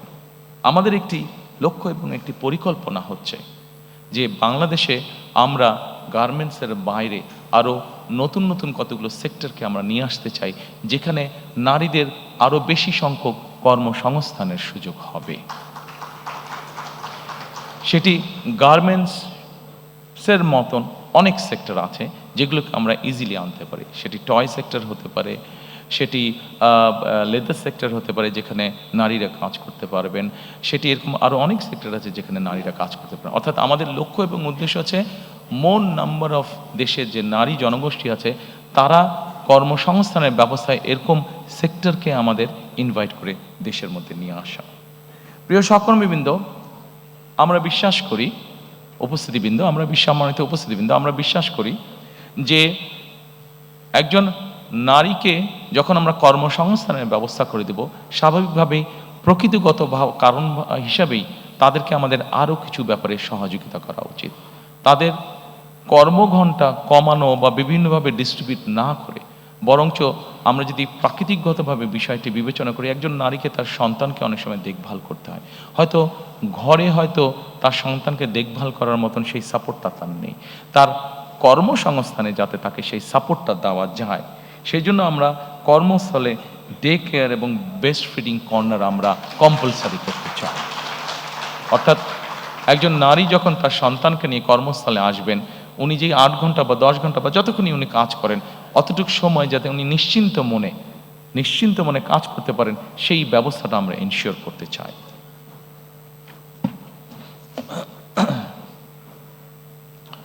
সম্মানিত উপস্থিতিবৃন্দ, আমি মনে হয় আপনাদের বিরক্তির উদ্রেক হচ্ছি না, আমি চেষ্টা করছি সংক্ষেপে রাখার জন্য আমার আলোচনাটা, উপস্থাপনাটা। আমি হয়তো ঠিক রেগুলার নর্মালি আপনারা যেভাবে দেখে অভ্যস্ত ম্যানিফেস্টো উপস্থাপন, আমি ঠিক ওভাবে যাচ্ছি না। নর্মালি সাধারণত লাইন বাই লাইন আমাদের নেতৃবৃন্দরা পড়ে যান। আমি যতটুকু বিশ্বাস করি, যতটুকু বুঝি, যতটুকু জানি, যে জিনিসগুলো আমি বিশ্বাস করি আপনাদের সামনে আমি সেই জিনিসগুলো উপস্থাপনের চেষ্টা করছি।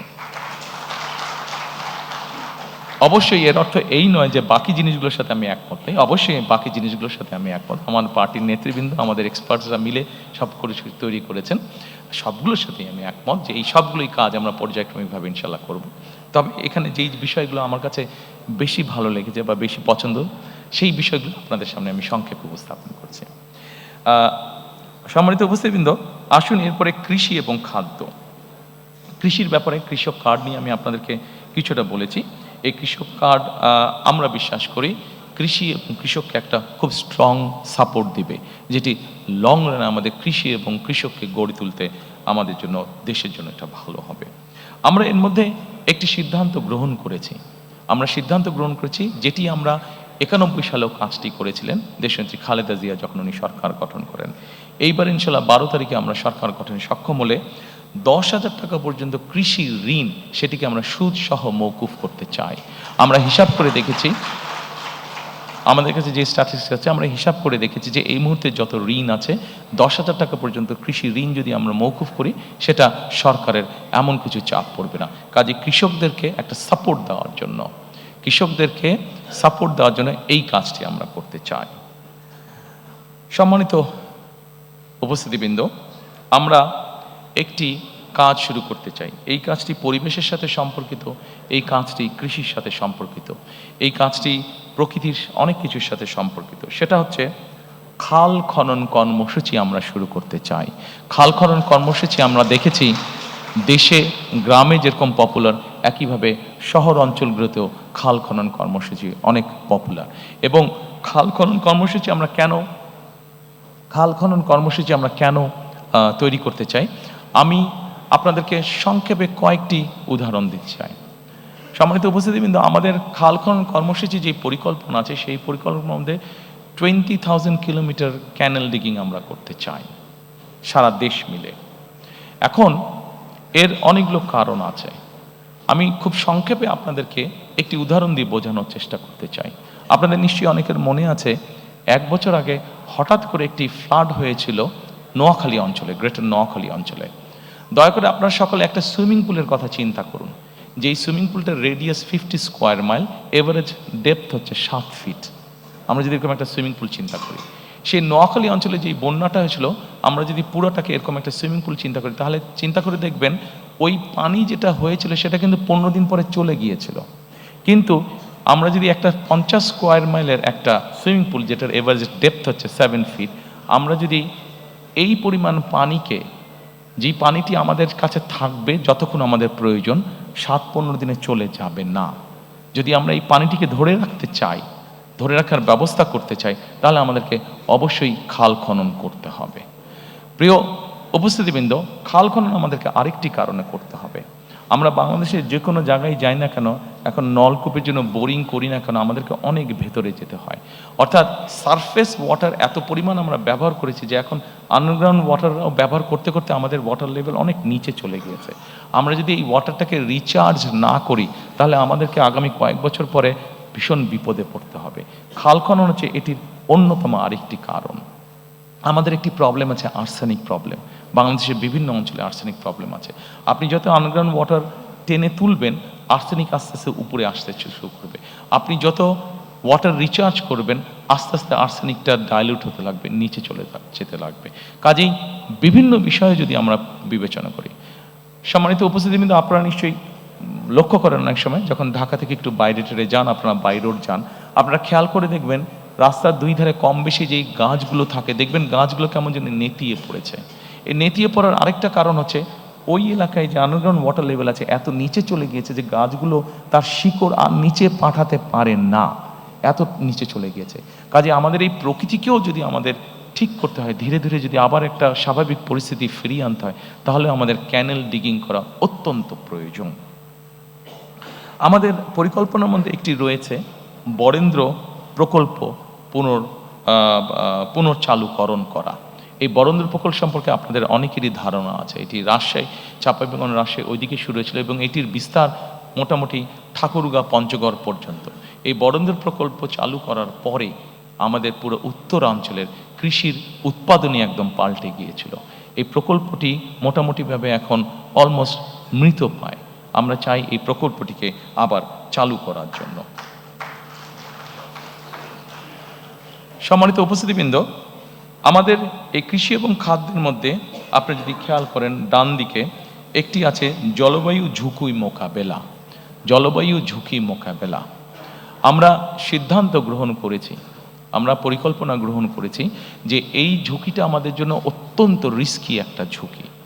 আমরা যদি দেখি আমাদের দক্ষিণাঞ্চল যেভাবে গাছপালা মরে যাচ্ছে, দক্ষিণাঞ্চলে যেভাবে নদী নালা শুকিয়ে যাচ্ছে, যেভাবে সমুদ্রের পানি উপরে উঠে আসছে, আমরা যদি দেখি আমাদের সারা বাংলাদেশে কিভাবে ফরেস্টেশন ধীরে ধীরে কমে যাচ্ছে, তাহলে আমাদেরকে ইমিডিয়েট এই কাজটিতে হাত দিতে হবে। এবং আমরা ঠিক করেছি 5 বছরে আমরা চেষ্টা করব, 5 বছরে আমরা চেষ্টা করব, যদিও খুব অ্যাম্বিশিয়াস প্রোগ্রাম, তারপরে আমাদের পরিকল্পনা আছে এবং 5 বছরে আমরা চেষ্টা করছি প্রায় 50 কোটির কাছাকাছি বৃক্ষ রোপণ করার জন্য। এরই ভিতরে আমাদের যারা এক্সপার্ট আছেন তারা মোটামুটিভাবে কাজ করেছেন যে কোন এলাকার কোন বৃক্ষটা ভালো হবে, সেভাবে আমরা আমাদের পরিকল্পনা সাজিয়েছি। কাজেই টেকনাফে যেই বৃক্ষটা হবে, তেঁতুলিয়াতেও সেটা হতে পারে, কিন্তু অত ভালো হবে না, কারণ ওখানকার সয়েল ইজ ডিফারেন্ট, ক্লাইমেট আবহাওয়া কিছুটা ডিফারেন্ট।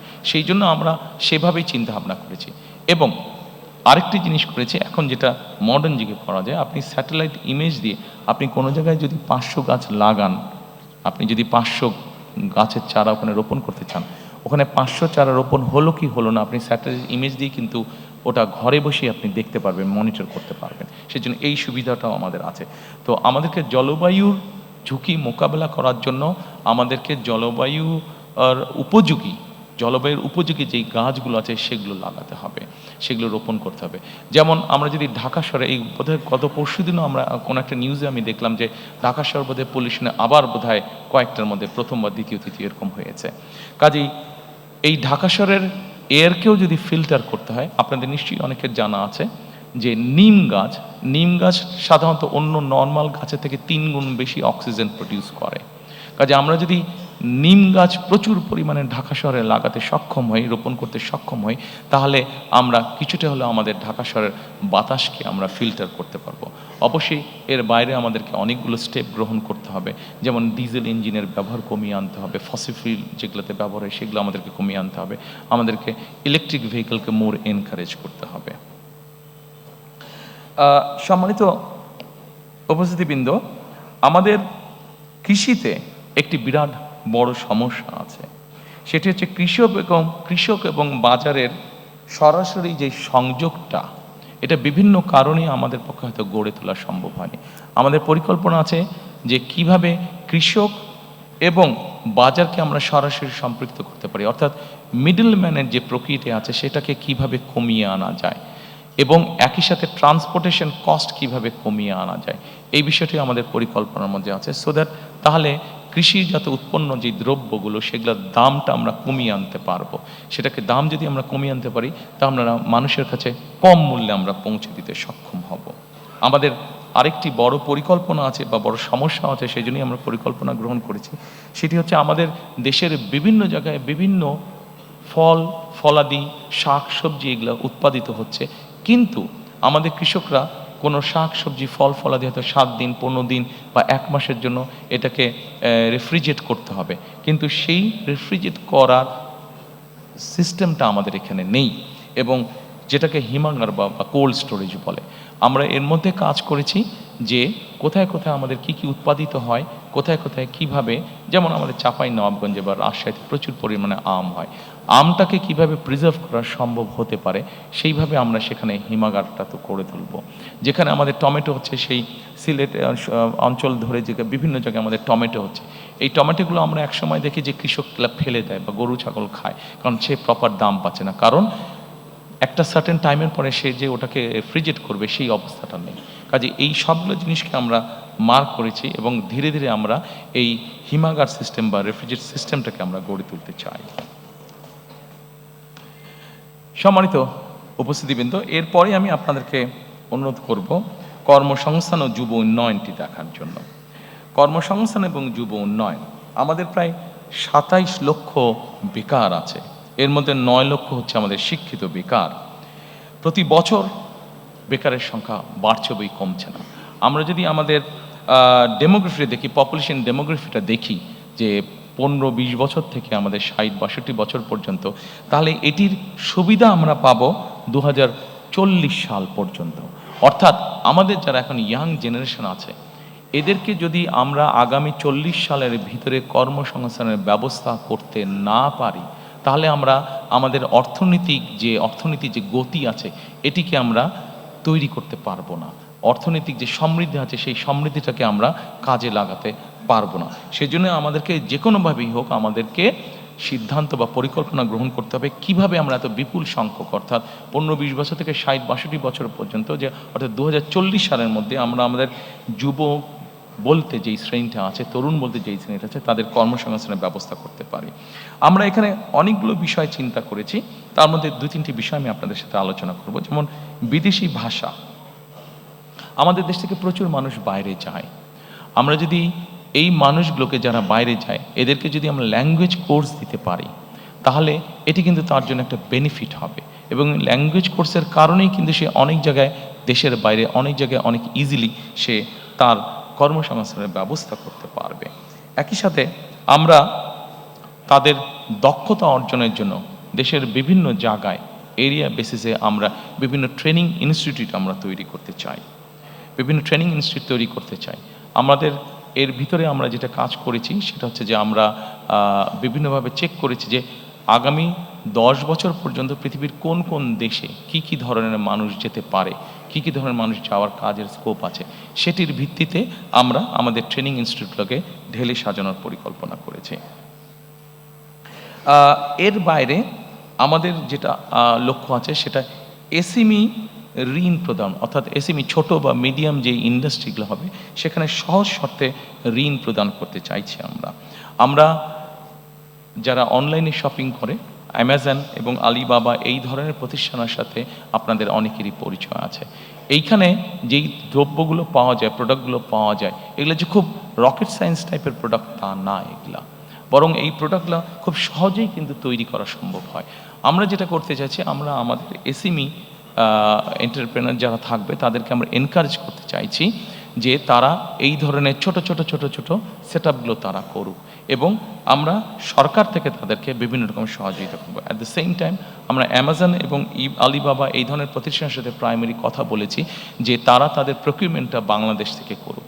যখন তারা বাংলাদেশ থেকে তাদের প্রকিউরমেন্টটা করা শুরু করবে, খুব স্বাভাবিকভাবেই আমাদের এই মিল ফ্যাক্টরিগুলো চলবে, এবং এই মিল ফ্যাক্টরিগুলো চলা মানেই কর্মসংস্থানের ব্যবস্থা হওয়া।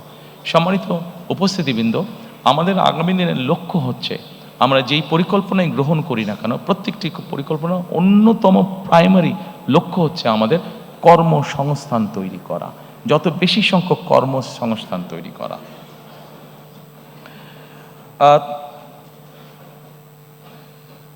এর বাইরে আমাদের পরিকল্পনা আছে আন্তর্জাতিক, আমাদের ইয়াং জেনারেশনের অনেকেই অনলাইনে বা আইটিতে কাজ করে থাকে, কিন্তু তাদের পেমেন্টের ক্ষেত্রে বিভিন্ন রকম পেমেন্ট সেটার ক্ষেত্রে বিভিন্ন রকম সমস্যা হয়ে থাকে।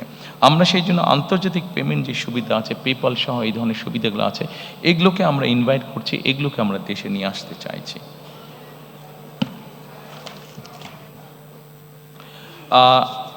সম্মানিত উপস্থিতিবৃন্দ, এরপরে আমি শিক্ষা, মানব সম্পদ এবং স্বাস্থ্য সেবা এটির প্রতি আপনাদেরকে নজর দিতে বলবো। আমাদের শিক্ষা খাতে জিডিপির 5% আমরা বরাদ্দ করতে চাইছি, অবশ্যই একবারে না, সেটা পর্যায়ক্রমিকভাবে করতে চাইছি। আমরা ফ্রি ওয়াইফাই বিভিন্ন ইম্পর্টেন্ট জায়গাগুলোতে ফ্রি ওয়াইফাই আমরা ইন্ট্রোডিউস করতে চাইছি। আপনারা বলতে পারেন যে ফ্রি ওয়াইফাই এত সহজ নাকি দেওয়া? এটার জিনিসটা এমন হবে, কেউ যদি কোথাও ফ্রি ওয়াইফাইটা ব্যবহার করতে চায়, সে লগ ইন করার পরে তাকে ছোট একটি অ্যাড দেখতে হবে। অ্যাডটি ভালো লাগুক বা না লাগুক, অ্যাডটি তাকে দেখতে হবে। এই জন্য অ্যাডটি দেখতে হবে যে অ্যাডের মাধ্যমে ওখানকার যে খরচটা, সেই খরচটা উঠে আসবে, এবং তারপরে সে হয়তো 1 ঘন্টা বা 1.5 ঘন্টা সেই ফ্রি ওয়াইফাইটি ব্যবহার করতে পারবে।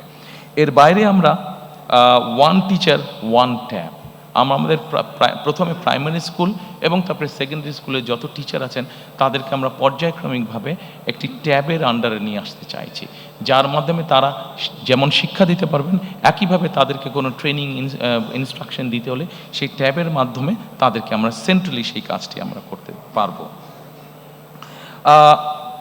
আমরা প্রাথমিক এবং মাধ্যমিক শিক্ষা ব্যবস্থায় স্কুল ইউনিফর্ম ইন্ট্রোডিউস করতে চাচ্ছি। অবশ্যই এটা আমরা সরকারের পক্ষ থেকে এই ইউনিফর্মটি দিতে চাচ্ছি। এই ইউনিফর্মটি দেওয়ার একটা অন্যতম কারণ হচ্ছে, স্বাভাবিকভাবে সবাই যখন একই ইউনিফর্ম পরবে তখন বাচ্চাদের মধ্যে একটা ডিসিপ্লিন আসে, একটা ইউনিটি আসে, সেই মানসিকতাটা আমরা গড়ে তুলতে চাইছি। এরপরে আমি আপনাদেরকে দৃষ্টি আকর্ষণ করতে চাইছি যে স্বাস্থ্য সেবাতে আমি চেষ্টা করছি একটু দ্রুত যেতে, অনেকক্ষণ সময় আছে, অনেকের ধৈর্য চ্যুতি হচ্ছে। আমি এরপরে স্বাস্থ্যতে আসতে চাচ্ছি। সম্মানিত উপস্থিতিবৃন্দ, স্বাস্থ্যতে আমরা যেটা মনে করি, দেখুন বাংলাদেশ 20 কোটি মানুষ, আমরা হয়তো অনেক কিছু বলতে পারি, কিন্তু 20 কোটি মানুষকে স্বাস্থ্যসেবা দেওয়া কোয়াইট কস্টলি ম্যাটার। কিন্তু তার আগে যদি আমরা কাজ করি, যেটা এখন ইউরোপে তারা করছে, ইউরোপও তার ছোট ছোট দেশ, অল্প অল্প পপুলেশন, কিন্তু তারাও স্বাস্থ্যসেবা সম্পূর্ণ দিতে গিয়ে হিমশিম খাচ্ছে। সেখানে বাংলাদেশের মতন দেশ তো হিমশিম খেতেই হবে। সেই জন্য আমরা যেটা জোর দিতে চাইছি সেটা হচ্ছে প্রিভেনশনের উপরে আমরা জোর দিতে চাচ্ছি। অর্থাৎ আমরা যদি একটা মানুষকে প্রথমেই অসুস্থ হওয়া থেকে বাঁচাতে পারি, তাহলে অবশ্যই সেই মানুষটি আর হসপিটালে যাচ্ছে না। হসপিটালে না গেলে হসপিটালের উপরে চাপটা কম পড়ছে। কাজেই এই কাজটি করার জন্য, প্রিভেনশনটাকে আমরা করার জন্য আমরা প্রায় 1 লক্ষের মতন স্বাস্থ্যকর্মী নিয়োগ দিতে চাচ্ছি সারা দেশে, যেই স্বাস্থ্যকর্মীদের অধিকাংশ হবেন নারী। এই স্বাস্থ্যকর্মীরা মানুষের বাসায় বাসায় যাবে, গ্রামে গ্রামে বাসায় বাসায় যাবে, শহরেও বাসায় বাসায় যাবে, গিয়ে তাদেরকে স্বাস্থ্যসেবাটা ঘরে দেবে এবং তাদেরকে অ্যাওয়্যার করবেন যে এটা কাজ না করলে ডায়াবেটিক হবে না, এটা কাজ না করলে হাই প্রেশার বা কার্ডিয়াক প্রবলেম হবে না, এটা কাজ না করলে কিডনি প্রবলেম হবে না। এই ধরনের জিনিসগুলোকে তারা অ্যাওয়্যার করবেন। তার ফলে আমরা চাচ্ছি যে প্রথমেই যদি একজন মানুষকে অসুস্থ হওয়া থেকে বাঁচানো যায়, তাহলে সরকারের যে রিসোর্স আছে সেটার উপর চাপটা কম পড়বে। যেই রিসোর্স আছে সেটা দিয়ে যারা সত্যিকারভাবে অসুস্থ হবেন তাদেরকে কিছুটা হলেও বেটার ট্রিটমেন্ট দেওয়া যায়। আমরা প্রাইভেট পার্টনারশিপ একটি বিষয়ে চিন্তা করছি।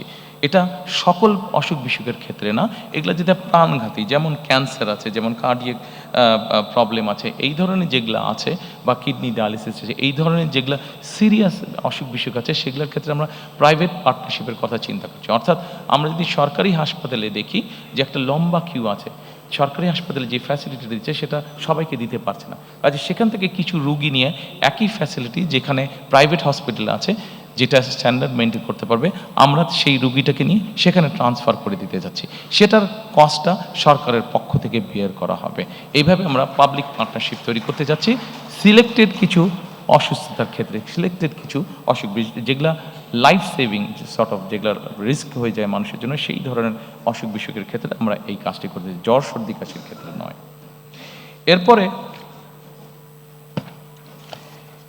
এরপরে আমি আপনাদেরকে অনুরোধ করব প্রতিরক্ষা পররাষ্ট্রনীতিতে। সম্মানিত উপস্থিতিবৃন্দ, অবশ্যই সশস্ত্র বাহিনীকে আমরা সকল বিতর্ক এবং রাজনীতিকরণের বাইরে রাখতে চাই। আমরা যদি সত্যিকারভাবে আমাদের একটি শক্তিশালী সশস্ত্র বাহিনী গড়ে তুলতে চাই, তাহলে অবশ্যই আমাদেরকে পেশাদারিত্ব বা প্রফেশনালিজমের উপরে জোর দিতে হবে, এবং অবশ্যই তাদেরকে সকল রাজনীতিকরণের বাইরে আমাদেরকে রাখতে হবে।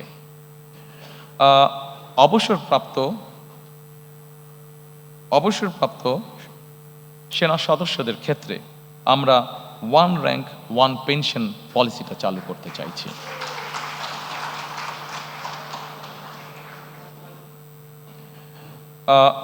সম্মানিত উপস্থিতিবৃন্দ, ফরেন পলিসির ক্ষেত্রে কথা আছে যে ফরেন পলিসিটা কেমন হবে। আমি এক বাক্যে আপনাদেরকে বলছি, দেখুন, বাংলাদেশে 20 কোটি মানুষ, আমরা এর আগেই বলেছি বহু 4 কোটি বেকার আছে, স্বাস্থ্যর বিষয় আছে, কর্মসংস্থানের বিষয় আছে। আমাদের ফরেন পলিসিটা খুব সংক্ষেপে যদি বলি সেটাই হবে, অর্থাৎ আমার দেশের স্বার্থ, আমার দেশের মানুষের স্বার্থ রক্ষা করে যাদের বন্ধুত্ব সহযোগিতা পেলে আমরা আমাদের দেশে নতুন ব্যবসা বাণিজ্য প্রতিষ্ঠিত করতে পারবো, আমার দেশের মানুষের কর্মসংস্থানের ব্যবস্থা করতে পারবো, আমাদের দেশের অর্থনৈতিক অবস্থা শক্তিশালী হবে। অবশ্যই আমার দেশের স্বাধীনতা এবং সার্বভৌমত্ব অক্ষুণ্ণ রাখবে। এইটার ভিত্তিতেই আমরা আমাদের পররাষ্ট্রনীতি পরিচালিত করব। অর্থাৎ আমার দেশের মানুষের সমস্যার সমাধান করে আমার দেশের স্বাধীনতা এবং সার্বভৌমত্ব অক্ষুণ্ণ রেখেই আমাদের সাথে যাদের বন্ধুত্ব করা সম্ভব, অবশ্যই আমরা তাদের সাথে বন্ধুত্ব করব। আমাদের সামনে একটি বিরাট পররাষ্ট্রনীতিতে একটি বিরাট সমস্যা আছে, এটি মানবিক সমস্যা, সেটিকে আমরা সকলেই জানি, সেটি হচ্ছে রোহিঙ্গা সমস্যা যেটি আছে। আমাদের নিজেদের দেশের জনসংখ্যা প্রায় 20 কোটি। এই জনসংখ্যাকে আমাদের কর্মসংস্থানের ব্যবস্থা, খাদ্যের সংস্থা, চিকিৎসা ব্যবস্থা, সকল কিছু করতে হবে। আমাদের প্রায় 1.2 মিলিয়নের মতন আমাদের রোহিঙ্গা আছে। তারাও মানুষ, মানবিক দৃষ্টিকোণ থেকে অবশ্যই তাদের দেশে যে অবস্থা, আমরা এখানে বাংলাদেশ তাদেরকে আশ্রয় দিয়েছে, অবশ্যই আমরা তাদেরকে দেখব, কিন্তু অ্যাট দ্য সেম টাইম আমরা চাবো যে তাদের এলাকায়, তাদের ঘরে তাদের জন্য সেফ একটা সিচুয়েশন তৈরি হোক এবং ধীরে ধীরে তারা তাদের এলাকায় ফিরে যাক। অর্থাৎ আমরা রোহিঙ্গা প্রত্যাবর্তন, সেফ প্রত্যাবর্তন আমরা নিশ্চিত করতে চাই। সম্মানিত উপস্থিতি, আমাদের পদ্মা, তিস্তা সহ বিভিন্ন নদীর পানির বন্টনের আমাদের কিছু অসুবিধা আছে। আমরা চাই যাদের সাথে আমাদের এই অসুবিধা আছে তাদের সাথে বসে আলোচনা করে আমরা এই সমস্যার সমাধান করতে চাই, যাতে আমার দেশের মানুষ তার পানির ন্যায্য হিসা পেতে পারে। আমরা আমাদের পররাষ্ট্র মন্ত্রণালয়কে মোর অ্যাক্টিভ করার মাধ্যমে আমাদের যে প্রায় 1.5 কোটি প্রবাসী বিদেশে আছেন, তারা যাতে আরও বেটারভাবে ট্রিটেড হন, সেই বিষয়ে আমরা উদ্যোগ গ্রহণ করতে চাই। আমাদের যে বিভিন্ন দূতাবাসগুলো আছে সেগুলোকে মোর মডার্নাইজ এবং মোর অ্যাক্টিভ করার মাধ্যমে।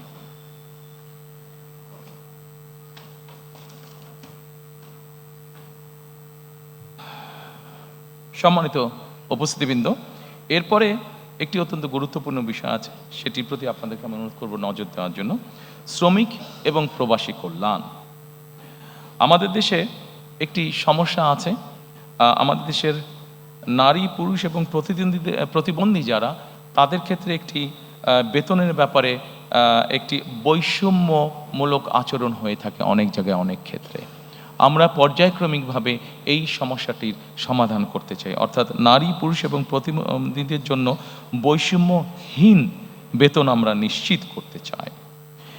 আমরা একই সাথে মাতৃকালীন যে ছুটি আছে, নারীদের যে মাতৃকালীন ছুটি আছে, সেই ছুটিটাকে আমরা 6 মাসের উইথ স্যালারি মানে সবেতন ছুটিতে আমরা নিয়ে আসতে চাই। এটিকে আমরা পর্যায়ক্রমিকভাবে শিশু শ্রম বন্ধ করার পরিবেশ আমরা নিশ্চিত করতে চাই। প্রিয় সহকর্মীবৃন্দ, আমাদের যে 1.5 কোটি প্রবাসী আছেন, এই প্রবাসীদের জন্য আমরা একটি প্রবাসী কার্ড ইন্ট্রোডিউস করতে চাই। এই কার্ডটি তাকে ব্যাংকিং ফ্যাসিলিটি দিবে এবং এই কার্ডটির মধ্যে তার সব রকম ডিটেলস থাকবে। যখন উনি ফিরে আসবেন, এই কার্ডটির মাধ্যমে উনি কি কি কাজ করছেন সেটার উপরে ভিত্তি করে যাতে তাকে আমরা একটা দেশে সুন্দর পরিবেশের নিশ্চয়তা দিতে পারি। এটিকে আমরা নাম দিয়েছি, যেটি আমরা প্রবর্তন করতে চাই, এটিকে আমরা নাম দিয়েছি প্রবাসী কার্ড।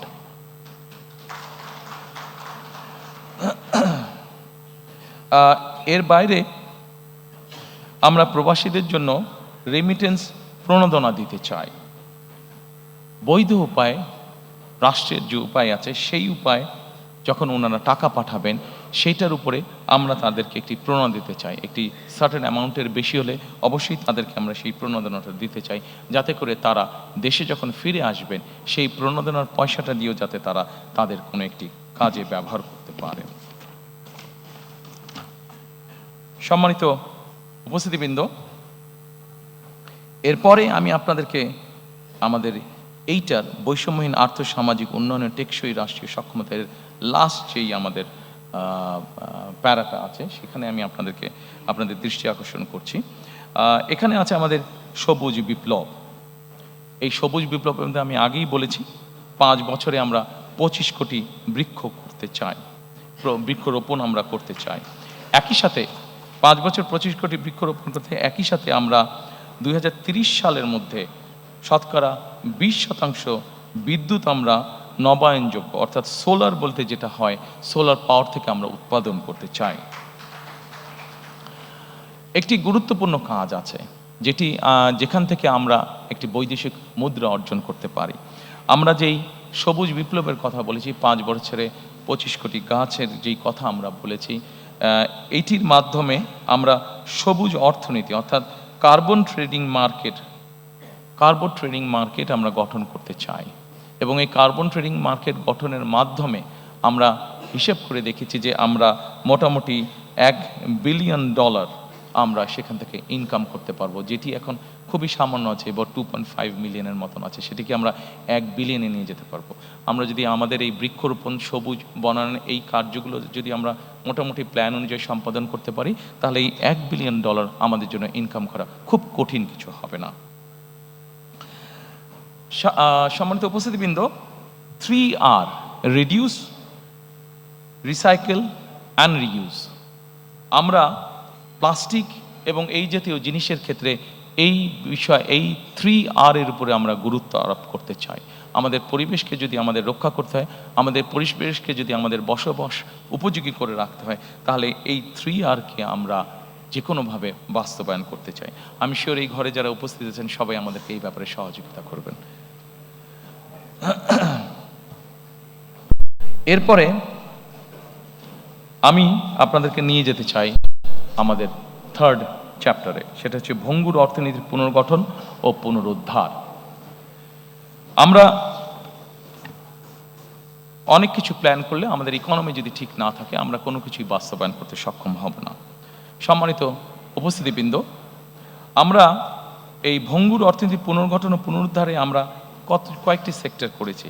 অর্থনীতির গণতন্ত্রায়ন, বিনিয়োগ ও আর্থিক প্রতিষ্ঠান সংস্কার, শিল্প খাত ও সৃজনশীল অর্থনীতির উন্নয়ন, সেবা খাত, বিদ্যুৎ জ্বালানি, পরিবহন খাত, আইসিটি, রাজস্ব আয় ও ব্যয় ব্যবস্থাপনা।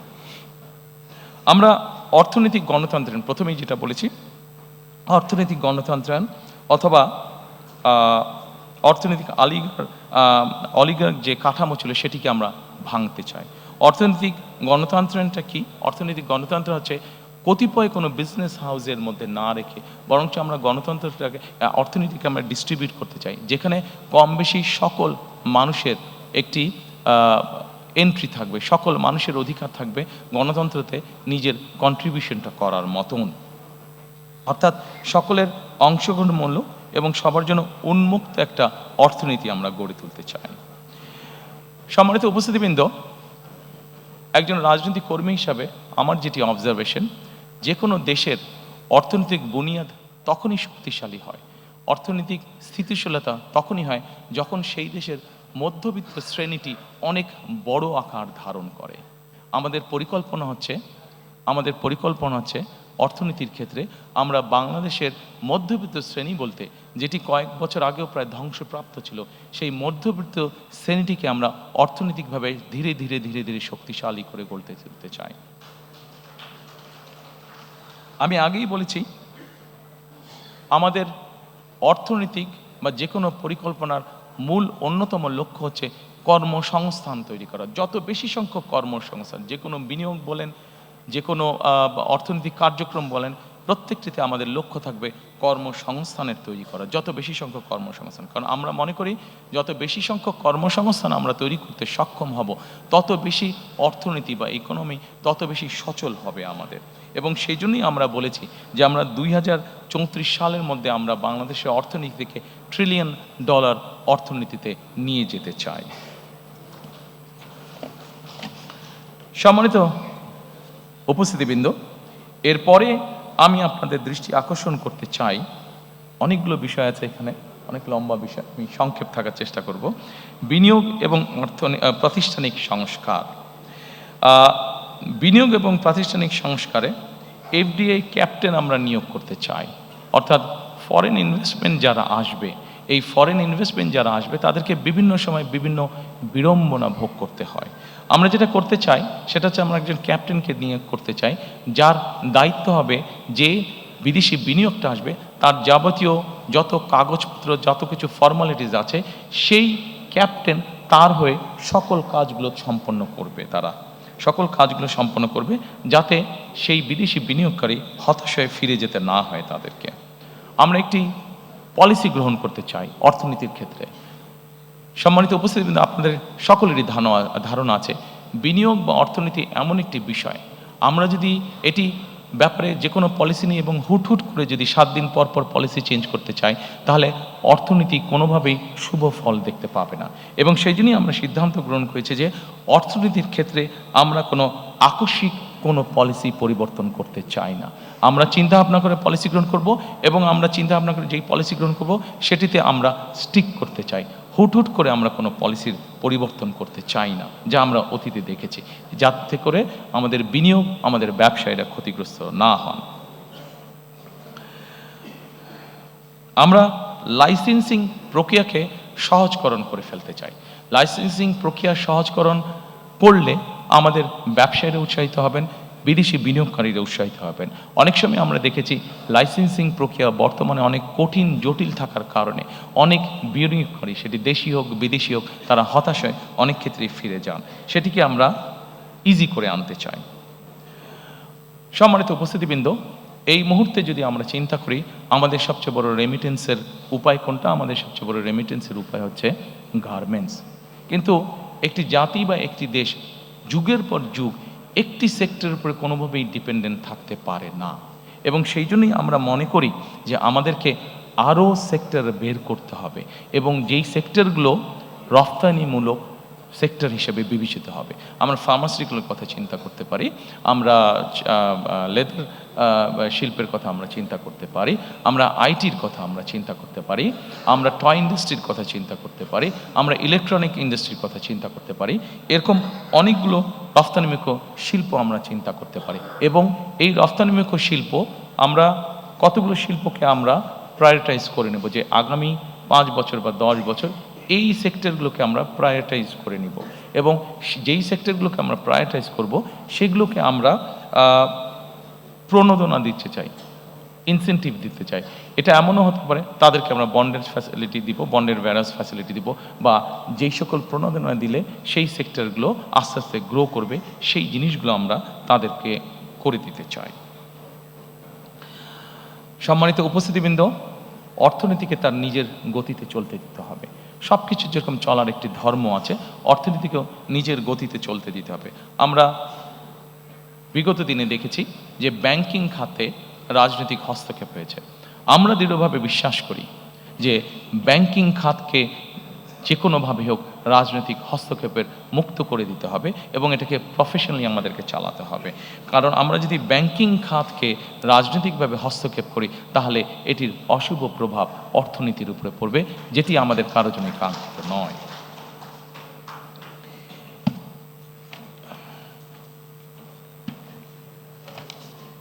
এরপরে আমি আপনাদেরকে অনুরোধ করব শিল্প খাত ও সৃজনশীল অর্থনীতির উন্নয়ন এই বিষয়টি দেখার জন্য।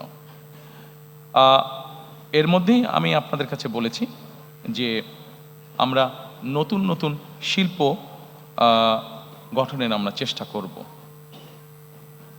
এর মধ্যে একটি বিষয় আছে, বিশেষ করে ক্ষুদ্র ও কুটির মাঝারি শিল্প যেটা আছে, এগুলোকে আমরা টার্গেটেড সাপোর্ট আমরা দিতে চাই। এগুলোকে আমরা টার্গেটেড সাপোর্ট দিতে চাই, যে এসএমই আছে, ক্ষুদ্র এবং কুটির শিল্প যেগুলো আছে। আমরা এর আগে দেখেছি, বিগত সময়ে আমরা দেখেছি অনেক বিনিয়োগ হয়েছে কিন্তু কর্মসংস্থানের ব্যবস্থা হয়নি। আমরা 100 মিলিয়ন দিয়ে একটা ফ্যাক্টরি যদি করি, কিন্তু ওটাতে যত না মানুষ কর্মসংস্থানের ব্যবস্থা হবে, আমরা যদি 10 মিলিয়ন দিয়ে বা 1 মিলিয়ন দিয়ে কোনো ফ্যাক্টরি করি, আমরা দেখেছি যে সেখানে অধিক কর্মসংস্থানের ব্যবস্থা হয়ে থাকে। সেজন্যই আমরা আভ্যন্তরীণ শিল্প ভিত্তিকে শক্তিশালী করা এবং শিল্প খাতের বহুমুখীকরণের লক্ষ্যে আমাদের সরকার বিভিন্ন ধরনের প্রণোদনা প্রদানের পরিকল্পনা আমরা গ্রহণ করেছি। বিশেষ করে ক্ষুদ্র কুটির এবং মাঝারি শিল্পে সুনির্দিষ্ট বা টার্গেটেড সাপোর্ট প্রদানের উপরে আমরা বিশেষ গুরুত্ব আরোপ দিতে চাই। এখানে বিভিন্ন রাজনৈতিক কারণে, বিভিন্ন কারণে বাংলাদেশের বহু শিল্প বন্ধ হয়ে গিয়েছে। শিল্প বন্ধ হওয়া মানেই অর্থনীতির গতি থেমে যাওয়া। শিল্প বন্ধ হওয়া মানেই বহু মানুষ বেকার হয়ে যাওয়া। শিল্প বন্ধ হওয়ার মানেই বহু মানুষের সংসার বসে যাওয়া, বহু শিক্ষার্থীর জীবন নষ্ট হয়ে যাওয়া। সেজন্যই আমরা সিদ্ধান্ত গ্রহণ করেছি যেসব বন্ধ শিল্প আছে প্রত্যেকটির জন্য দরকার হলে আলাদা আলাদাভাবে বসে আমরা পলিসি বের করব, যে ওই শিল্পগুলোকে যাতে আবার চালু করা যায় এবং সেখানে যাতে আবার অর্থনৈতিক কর্মচাঞ্চল্য শুরু হয়, সেখানে যাতে আবার নতুন করে কর্মসংস্থানের ব্যবস্থা হয়। আমি এরপরে যেই লাইনটি আছে, এটা আমি আপনাদের সামনে এর মধ্যে অলরেডি উল্লেখ করেছি, যে রফতানিমুখী শিল্পগুলোকে আমরা বন্ডেড ওয়্যারহাউস সুবিধা আমরা দিতে চাই। সম্মানিত উপস্থিতিবৃন্দ, বাংলাদেশে এরকম অনেক অঞ্চল আছে, আমরা যদি ভালো করে লক্ষ্য করে থাকি, বাংলাদেশে এরকম অনেক অঞ্চল আছে, বিভিন্ন অঞ্চলের বিভিন্ন কতগুলো সুবিধা আছে। কাজেই আমরা যদি এই বিষয়গুলোকে স্টাডি করি তাহলে আমরা এক অঞ্চলের পণ্য দিয়েই আমরা বিভিন্ন এলাকা গড়ে তুলতে পারি। যেমন টাঙ্গাইলে, আমরা যদি টাঙ্গাইলে দেখি, টাঙ্গাইলের বিভিন্ন অঞ্চলে আমরা নামাজ পড়ার সময় যে টুপিটা ব্যবহার করে থাকি, সেই টুপিটা তৈরি হচ্ছে এবং এই টুপি সারা বিশ্বে বিভিন্ন জায়গায় যাচ্ছে। কাজে আমরা যদি ওই শিল্পটাকে ওখানে এনকারেজ করি, যারা করছে তাদেরকে সহযোগিতা করি এবং আরও নতুন যারা করতে চায় তাদেরকে যদি সহযোগিতা করি, তাহলে আরও অধিক সংখ্যক মানুষের যেরকম কর্মসংস্থান হবে, আরও অধিক সংখ্যক এক্সপোর্ট যাবে এবং এক্সপোর্ট যাওয়া মানে আমাদের more number of foreign currency we can earn. সম্মানিত উপস্থিতিবৃন্দ, এরপরে আছে আমাদের দেশের যেই হস্তশিল্প আছে, আমরা খেয়াল করে দেখেছি অধিকাংশ হস্তশিল্প বা ক্রিয়েটিভ ইন্ডাস্ট্রিতে আমরা খেয়াল করে দেখেছি যে আমাদের নারী শ্রমিকরা কাজ করে থাকেন। আমরা এই সেক্টরটিকে উৎসাহিত করতে চাই, বিভিন্ন রকম সাহায্য সহযোগিতায় উৎসাহিত করতে চাই। এটিকে উৎসাহিত করার অন্যতম মূল লক্ষ্য হচ্ছে নারীদেরকে স্বাবলম্বী করা, নারীদেরকে এম্পাওয়ার করা সামাজিকভাবে এবং অর্থনৈতিকভাবে, এবং একই সাথে আমাদের যে ক্রিয়েটিভ ইন্ডাস্ট্রি আছে এটিকে ধীরে ধীরে দেশের সীমানা ছাড়িয়ে এটিকে ধীরে ধীরে বহির্বিশ্বে নিয়ে যাওয়া। এবং দেশি আমাদের অনেকগুলো ব্র্যান্ড আছে, আমি যদি নাম উল্লেখ করে বলি, যেমন কে ক্রাফট নামে একটি ব্র্যান্ড আছে, এরকম অনেকগুলো আছে ব্র্যান্ড। আমরা পৃথিবীর বড় বড় দেশ যেগুলো আছে, আমরা বাংলাদেশের এরকম শিল্প যারা আছে, এই শিল্পগুলোকে যদি আমরা সাপোর্ট দিই, যে তারা পৃথিবীর বড় বড় যেই স্টোরগুলো আছে সেখানে যদি তাদেরকে সাপোর্ট দিই, যে ঠিক আছে আগামী 1 বছর 2 বছর বা 3 বছরের জন্য তোমাদেরকে আমরা ট্যাক্স রিবেট সহ বিভিন্ন সুবিধা দিচ্ছি, তাহলে আমরা আমাদের এই দেশীয় ব্র্যান্ডগুলোকে আন্তর্জাতিক মার্কেটে আমরা একটা বসার বা দাঁড়ানোর মতন একটা সুবিধা আমরা তাদেরকে তৈরি করে দিতে সক্ষম হব।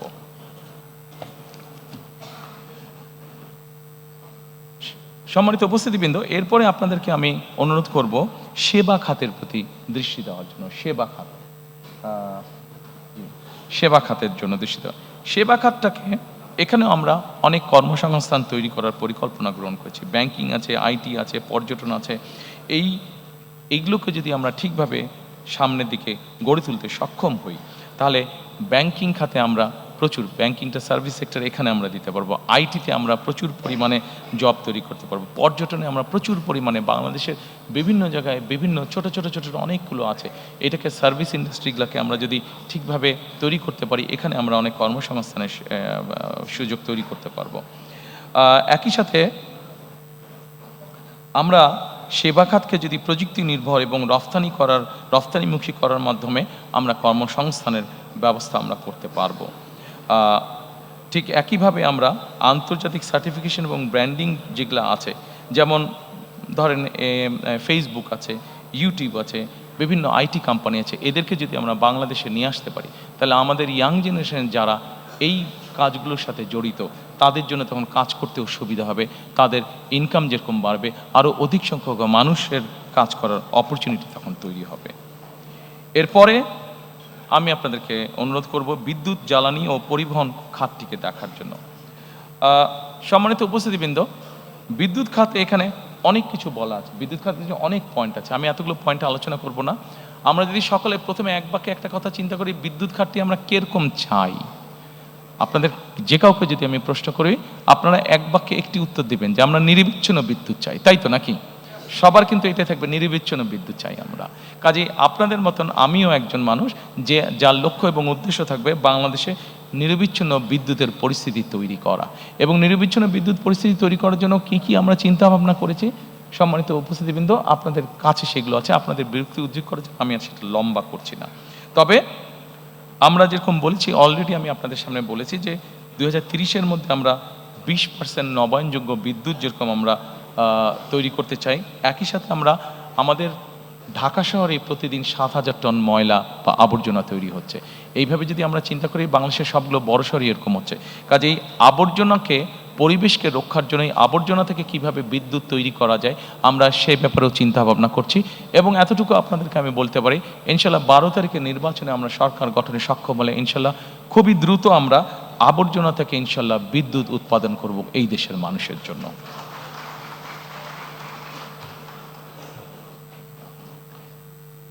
সম্মানিত উপস্থিতিবৃন্দ, এরপরে আছে যোগাযোগ ও পরিবহন খাত। যোগাযোগ এবং পরিবহন খাতের খুব সংক্ষেপে যদি আমরা নিয়ে আসি, আমরা সম্পূর্ণ বাংলাদেশটাকে আমরা রেল লাইনের মাধ্যমে কানেক্টিভিটি আমরা তৈরি করতে চাইছি। রেল লাইনের মাধ্যমে অবশ্যই রোড আছে, রাস্তাঘাট, হাইওয়ে, মোটরওয়ে, বাস, ট্রাক, এগুলো অবশ্যই আছে, কিন্তু রেলওয়ের মাধ্যমে, এই জন্য আমি আপনাদের সামনে কথাটা তুলে ধরলাম যে রেলওয়েকে যদি আমরা ডেভেলপ করতে পারি, তাহলে কিন্তু মানুষের যাতায়াত খরচ, সেটা নিজের যাতায়াত খরচ হোক অথবা পণ্য পরিবহন হোক, সেটি অনেকাংশে কমে আসবে।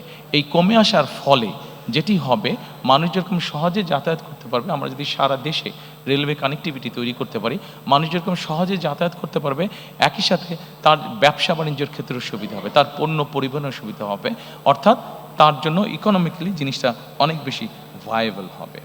আমাদের দেশের নৌ পরিবহন বা জলপথ যেটা আছে, আনফর্চুনেটলি অনেক খাল বিল বন্ধ হয়ে গেছে। এই ব্যাপারে আপনাদেরকে এর মধ্যে আমি বলেছি যে আমাদের 20,000 কিলোমিটার খাল খননের পরিকল্পনা রয়েছে। এই খাল খননের মাধ্যমে একই সাথে বিভিন্ন নদীগুলোকেও যদি আমরা সক্ষম হই ড্রেজিং করা বা খনন করার জন্য, আমরা প্রত্যাশা করি যে আমরা যে নৌপথে চলাচলের ব্যবস্থাটাকে আমরা অনেক ডেভেলপ করতে পারবো। কারণ আমাদের দেশটা এমনি একটু পপুলেশন বেশি, শুধু রোড কমিউনিকেশন দিয়ে আমরা সকলের যাতায়াত ব্যবস্থা নিশ্চিত করতে পারবো না। কাজে আমাদের যত অল্টারনেটিভ আছে, সবগুলো উপায়কে আমাদের দেখতে হবে, সবগুলো উপায়কে আমাদের ব্যবহার করতে হবে।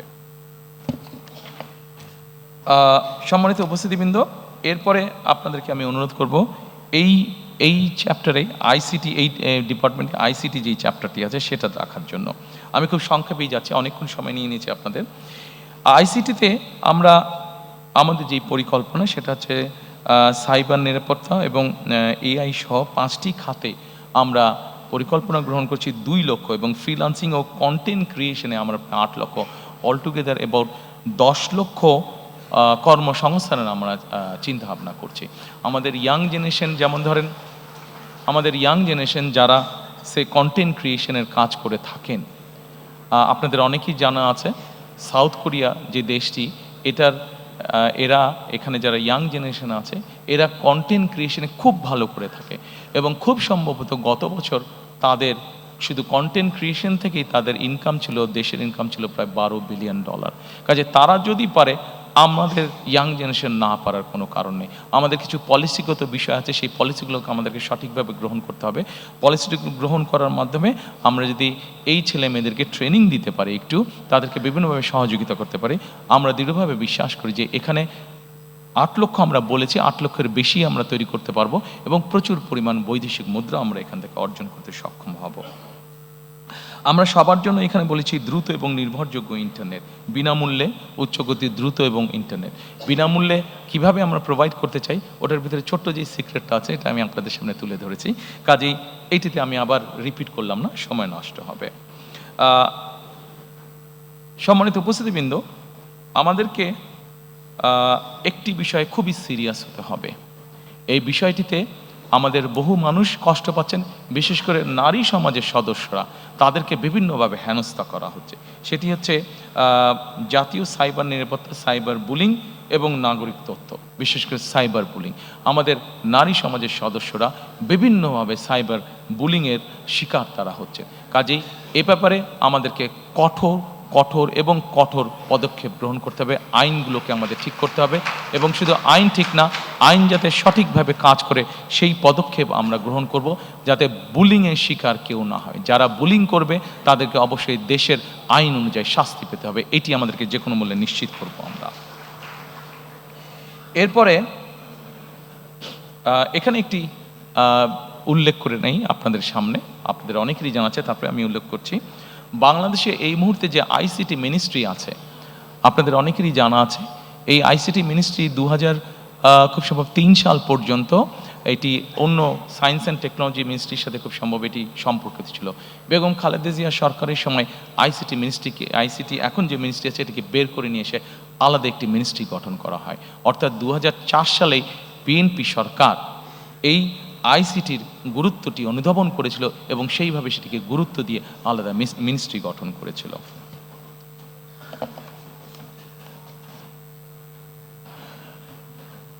সম্মানিত উপস্থিতিবৃন্দ, এরপরে রাজস্ব আয় ও ব্যবস্থাপনা আছে।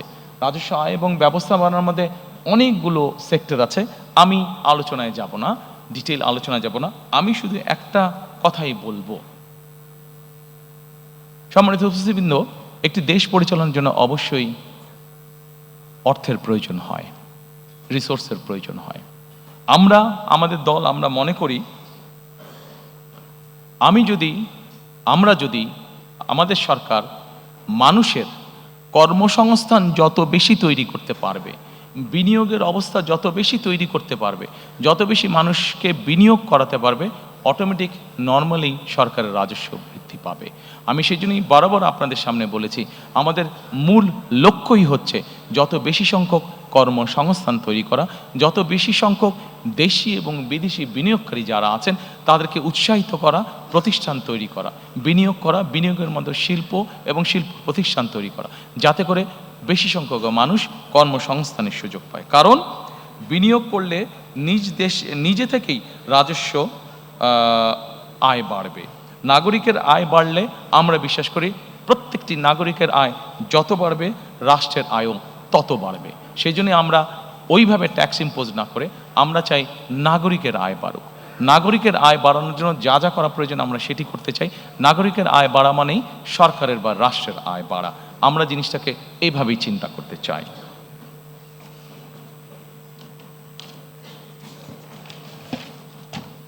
এরপরে সম্মানিত উপস্থিতিবৃন্দ, আপনাদেরকে অঞ্চল ভিত্তিক সুষম উন্নয়নের মধ্যে আমি নিয়ে যেতে চাই। আমি একটু আগেই বলেছি বাংলাদেশের বিভিন্ন এলাকার বিভিন্ন গুরুত্ব রয়েছে। আমরা যদি চট্টগ্রাম দিয়ে শুরু করি, আমরা চট্টগ্রামকে বাণিজ্যিক রাজনৈতিক হিসাবে প্রতিষ্ঠিত করতে চাই। চট্টগ্রামকে আমরা বাণিজ্যিক রাজনৈতিক ক্যাপিটাল হিসাবে আমরা, রাজধানী হিসাবে আমরা প্রতিষ্ঠিত করতে চাই।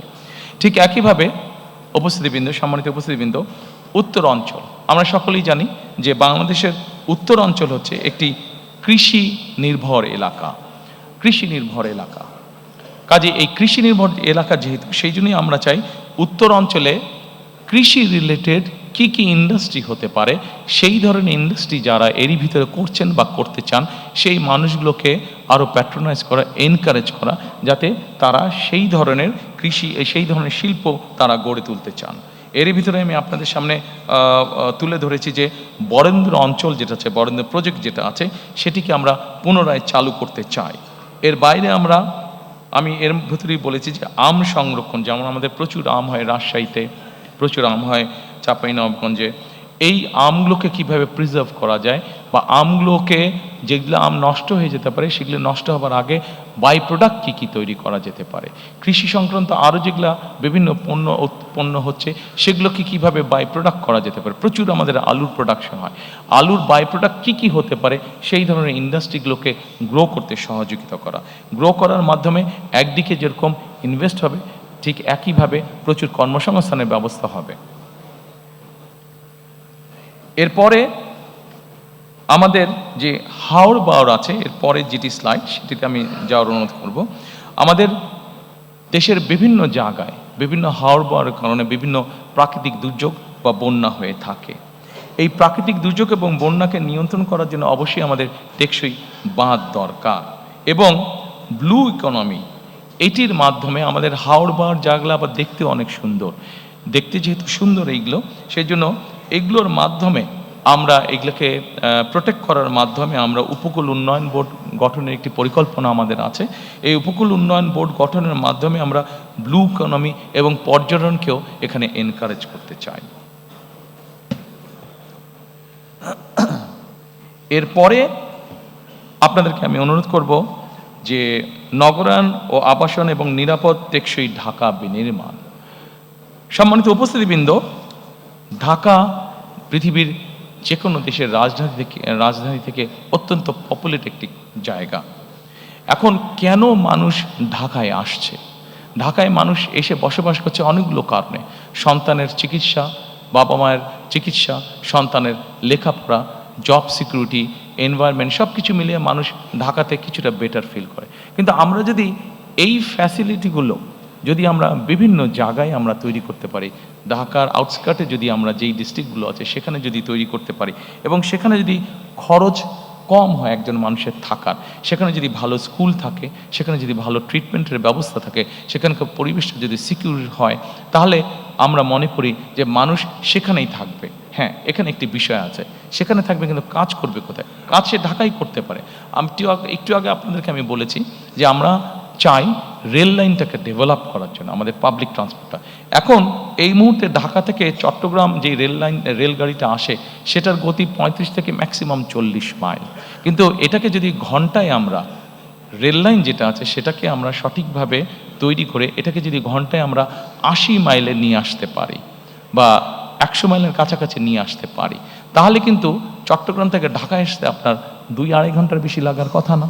এবং 2-2.5 ঘন্টা যদি লাগে, তাহলে সময় লাগে, তাহলে যে কোনো মানুষ সেখান থেকে এসে ব্যবসা বাণিজ্য বা যেই কাজ থাকুক সেরে আবার একই দিনে ফিরে যেতে পারবে। ঠিক এইভাবে আমরা যদি ঢাকার আশেপাশের সিটিগুলোতে আমরা স্যাটেলাইট টাউন গড়ে তুলতে পারি, এবং সেখানকার সাথে যদি রেল কমিউনিকেশন আমরা তৈরি করতে পারি, এবং মোটামুটি 1 ঘন্টা 45 মিনিটের মধ্যে মানুষ আসা এবং যাওয়া যদি করতে পারে, তাহলে আমরা ধারণা করছি যে বহু মানুষ তখন ঢাকা শহরে আর থাকবেন না। যেই ফ্যাসিলিটি ঢাকা শহর আছে সেগুলো আমরা ওখানে দিতে পারবো, এবং তার যেহেতু যাওয়া আসার জন্য ইজি হবে, তখন সেই মানুষগুলো তারা ওখানেই থাকবেন। শুধু যার কর্মস্থল ঢাকায়, সে শুধু আসবেন, এসে কাজ শেষ করে আবার চলে যাবেন। পৃথিবীর অনেক উন্নত দেশগুলোতে এভাবে মানুষ করে থাকে। যদি তারা করতে পারে, তাহলে আমরা কেন করতে পারবো না? এটি আমাদের একটা চিন্তা ভাবনা আছে। এরপরে সম্মানিত উপস্থিতিবৃন্দ, আমি আপনাদেরকে অনুরোধ করব পর্যটন খাত দেখার জন্য। অনেকেই আমরা দেখি যে আমাদের দেশে কক্সবাজারের মানুষ যাচ্ছে, আমাদের দেশে আরও কয়েক জায়গায় মানুষ যাচ্ছে, কিন্তু আমরা যদি খেয়াল করে দেখি কক্সবাজারে যে পরিমাণ মানুষ যাচ্ছে, সুন্দরবনে সে পরিমাণ মানুষ যাচ্ছে না। যাচ্ছে, কিন্তু সুন্দরবন কিন্তু অনেকগুলো ছোট ছোট প্রাইভেট সেক্টরে অনেক ছোট ছোট কিন্তু ট্যুরিস্ট স্পট হয়েছে। কেন যাচ্ছে না? এই জিনিসগুলো আমাদেরকে সুন্দরভাবে উপস্থাপন করতে হবে। আমাদের দিনাজপুরে এরকম অনেক পুরনো রাজবাড়ি আছে, অনেক মসজিদ আছে, অনেক মন্দির আছে, যেগুলার ট্যুরিজম ভ্যালু আছে, যেগুলার হেরিটেজ যেগুলো আমাদের, কিন্তু সেই জিনিসগুলোকে আমরা উপস্থাপন করতে পারিনি সঠিকভাবে। নিশ্চয়ই আপনাদের চোখে পড়েছে, আমি যখন লন্ডনে ছিলাম তখন আমি হঠাৎ একদিন খেয়াল করলাম যে সৌদি আরব তাদের ট্যুরিজমের বিভিন্ন বিষয় অ্যাড দিচ্ছে ইন্টারন্যাশনাল টিভি চ্যানেলগুলোতে।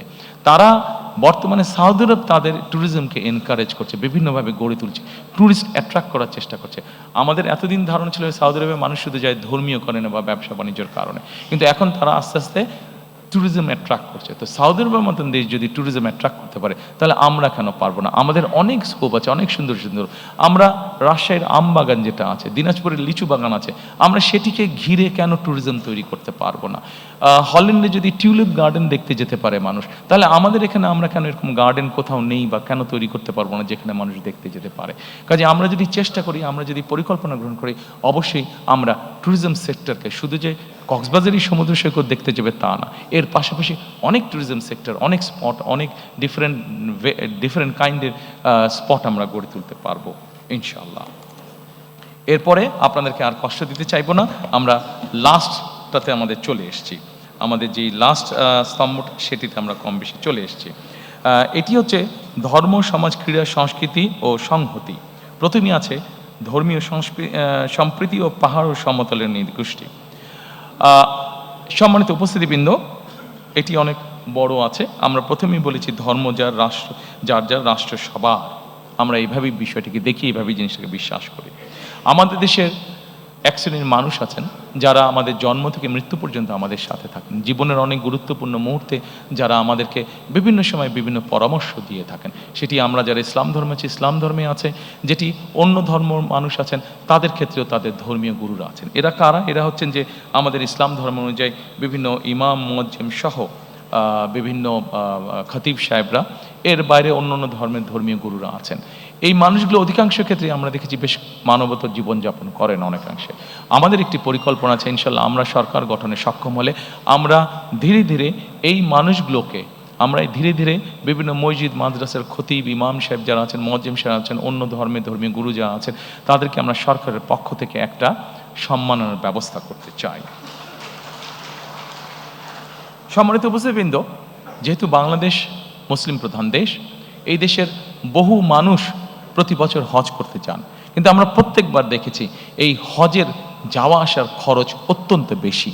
অনেক মানুষকে এর জন্য অনেক কষ্ট পোহাতে হয়।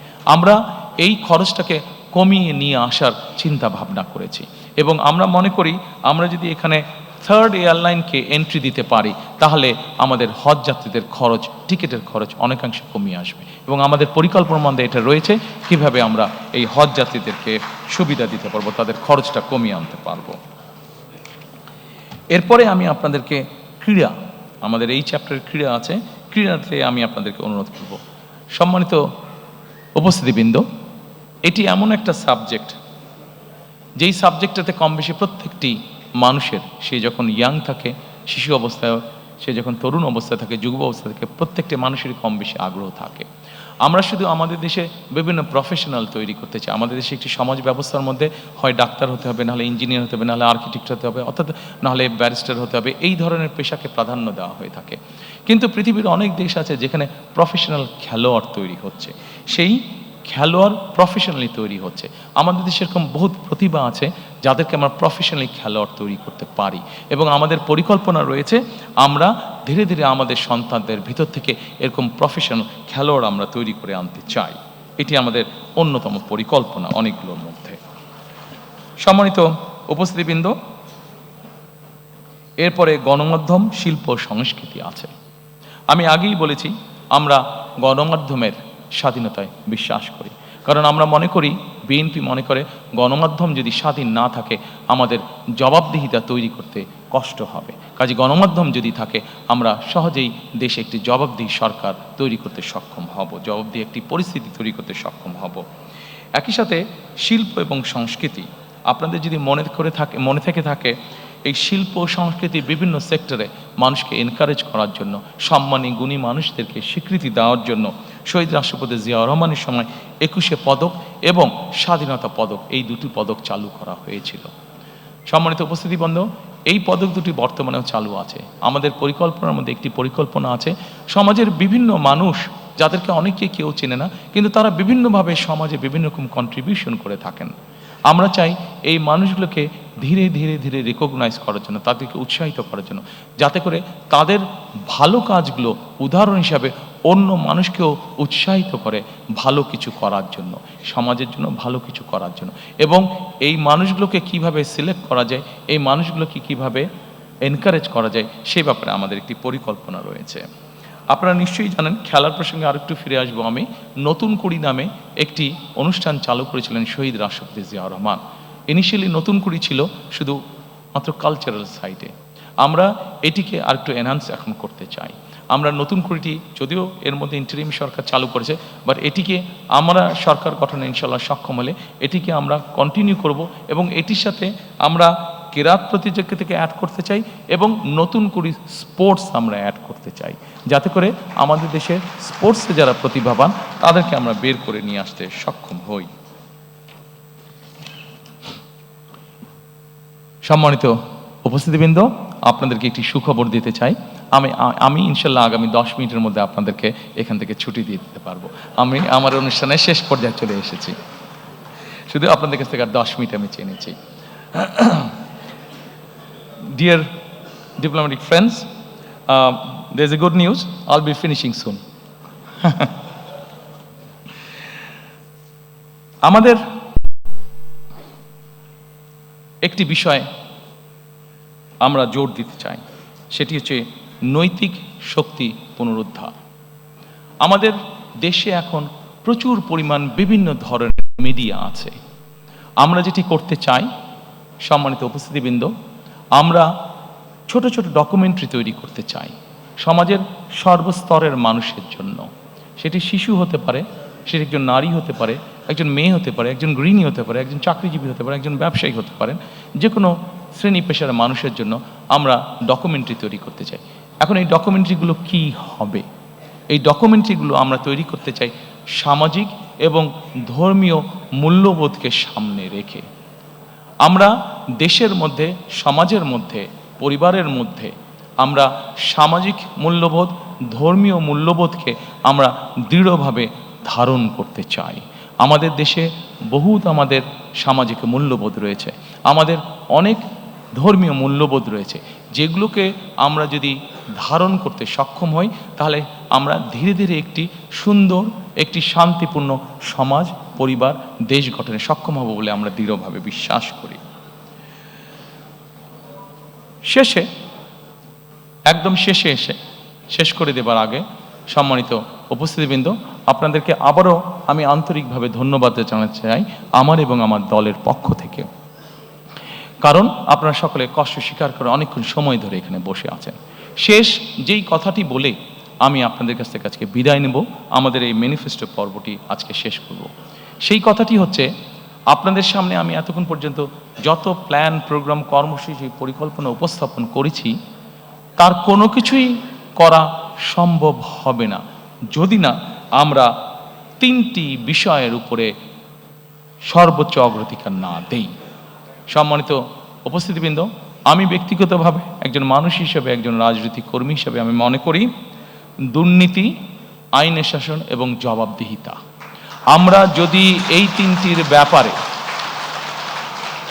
যারাই সরকার গঠন করবেন, আমরা যদি এই 3টির ব্যাপারে কঠোর পদক্ষেপ গ্রহণ না করি, তাহলে আমরা আমাদের কোনো পরিকল্পনাকেই সফল করে গড়ে তুলতে পারবো না। এবং আজকে এখানে দাঁড়িয়ে আমার দলের পক্ষ হয়ে আমি আপনাদেরকে এতটুকু বলতে চাই যে আমার দল, বাংলাদেশ জাতীয়তাবাদী দল, আগামী 12 তারিখে নির্বাচনে জয়ী হয়ে ইনশাল্লাহ সরকার গঠনে সক্ষম হলে আমাদের সর্বাধিকার, সর্বোচ্চ অগ্রাধিকার থাকবে এই 3টি বিষয়ের উপর গুরুত্ব আরোপ করা: দুর্নীতি, আইনের শাসন এবং জবাবদিহিতা। যে কোনো মূল্যে আমরা এটিকে সর্বোচ্চ অধিকার দিব। সম্মানিত উপস্থিতিবৃন্দ, আজকে আপনাদের কাছ থেকে আবারও আপনাদেরকে আন্তরিকভাবে ধন্যবাদ জানিয়ে এই অনুষ্ঠানে অংশগ্রহণ করার জন্য আপনাদের সকলকে আন্তরিক শুভেচ্ছা জানিয়ে আজকে আমাদের এই ম্যানিফেস্টো অনুষ্ঠান আমি আনুষ্ঠানিকভাবে আমার পক্ষ থেকে আমার পক্ষ থেকে শেষ করছি। আমি আপনাদের সকলের কাছে বিদায় নিচ্ছি। Thank you so much. Member of Diplomatic Corps, thank you so much for taking so much time and patience to hear me. Thank you.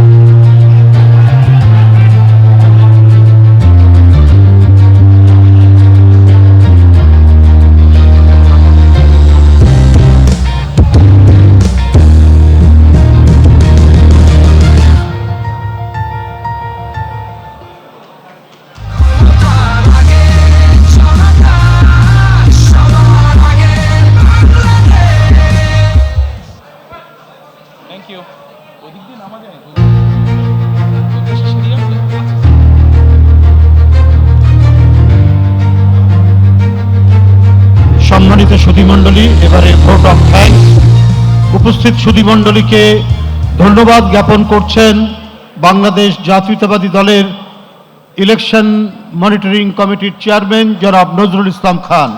জনাব নজরুল ইসলাম খান, আপনারা এতক্ষণ ইস্তেহার পাঠ শুনলেন বাংলাদেশ জাতীয়তাবাদী দলের চেয়ারম্যান জনাব তারেক রহমানের কাছ থেকে। তিনি ইস্তেহার পাঠ করলেন। এখন ধন্যবাদ জানাচ্ছেন জনাব নজরুল ইসলাম খান।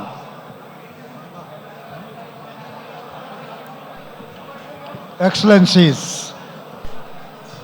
সুধীমণ্ডলী, আমন্ত্রিত অতিথিগণ, রাজনৈতিক নেতৃবৃন্দ, প্রিয় সাংবাদিক বন্ধুগণ, ভাই ও বোনেরা, আপনারা এই অনুষ্ঠানে এসেছেন, সেই জন্য আপনাদেরকে ধন্যবাদ। আপনারা অনেকক্ষণ ধরে আমাদের দলের চেয়ারম্যান জনাব তারেক রহমান কর্তৃক আমাদের দলের নির্বাচনী ইস্তাহার শুনেছেন, সেই জন্য আপনাদের কাছে কৃতজ্ঞতা। আমি আপনাদেরকে অনুষ্ঠান শেষে সামনে আপনাদের জন্য কিছু আপ্যায়নের ব্যবস্থা করা হয়েছে, সেখানে অনুষ্ঠান শেষে অংশগ্রহণ করার জন্য অনুরোধ জানাবো। প্রথমে বের হলেই একটু ছোট্ট জায়গা আমাদের বিদেশি অতিথিদের জন্য বরাদ্দ করা হয়েছে। আপনারা দয়া করে ওই জায়গাটা পার হয়ে যেয়ে আপনাদের জন্য যেখানে খাবারের ব্যবস্থা হয়েছে সেখানে আপনারা খাবার নেবেন। আপনাকে ধন্যবাদ, অনেক অনেক ধন্যবাদ। অনুষ্ঠানের আনুষ্ঠানিক সমাপ্তি ঘোষণা করা হচ্ছে।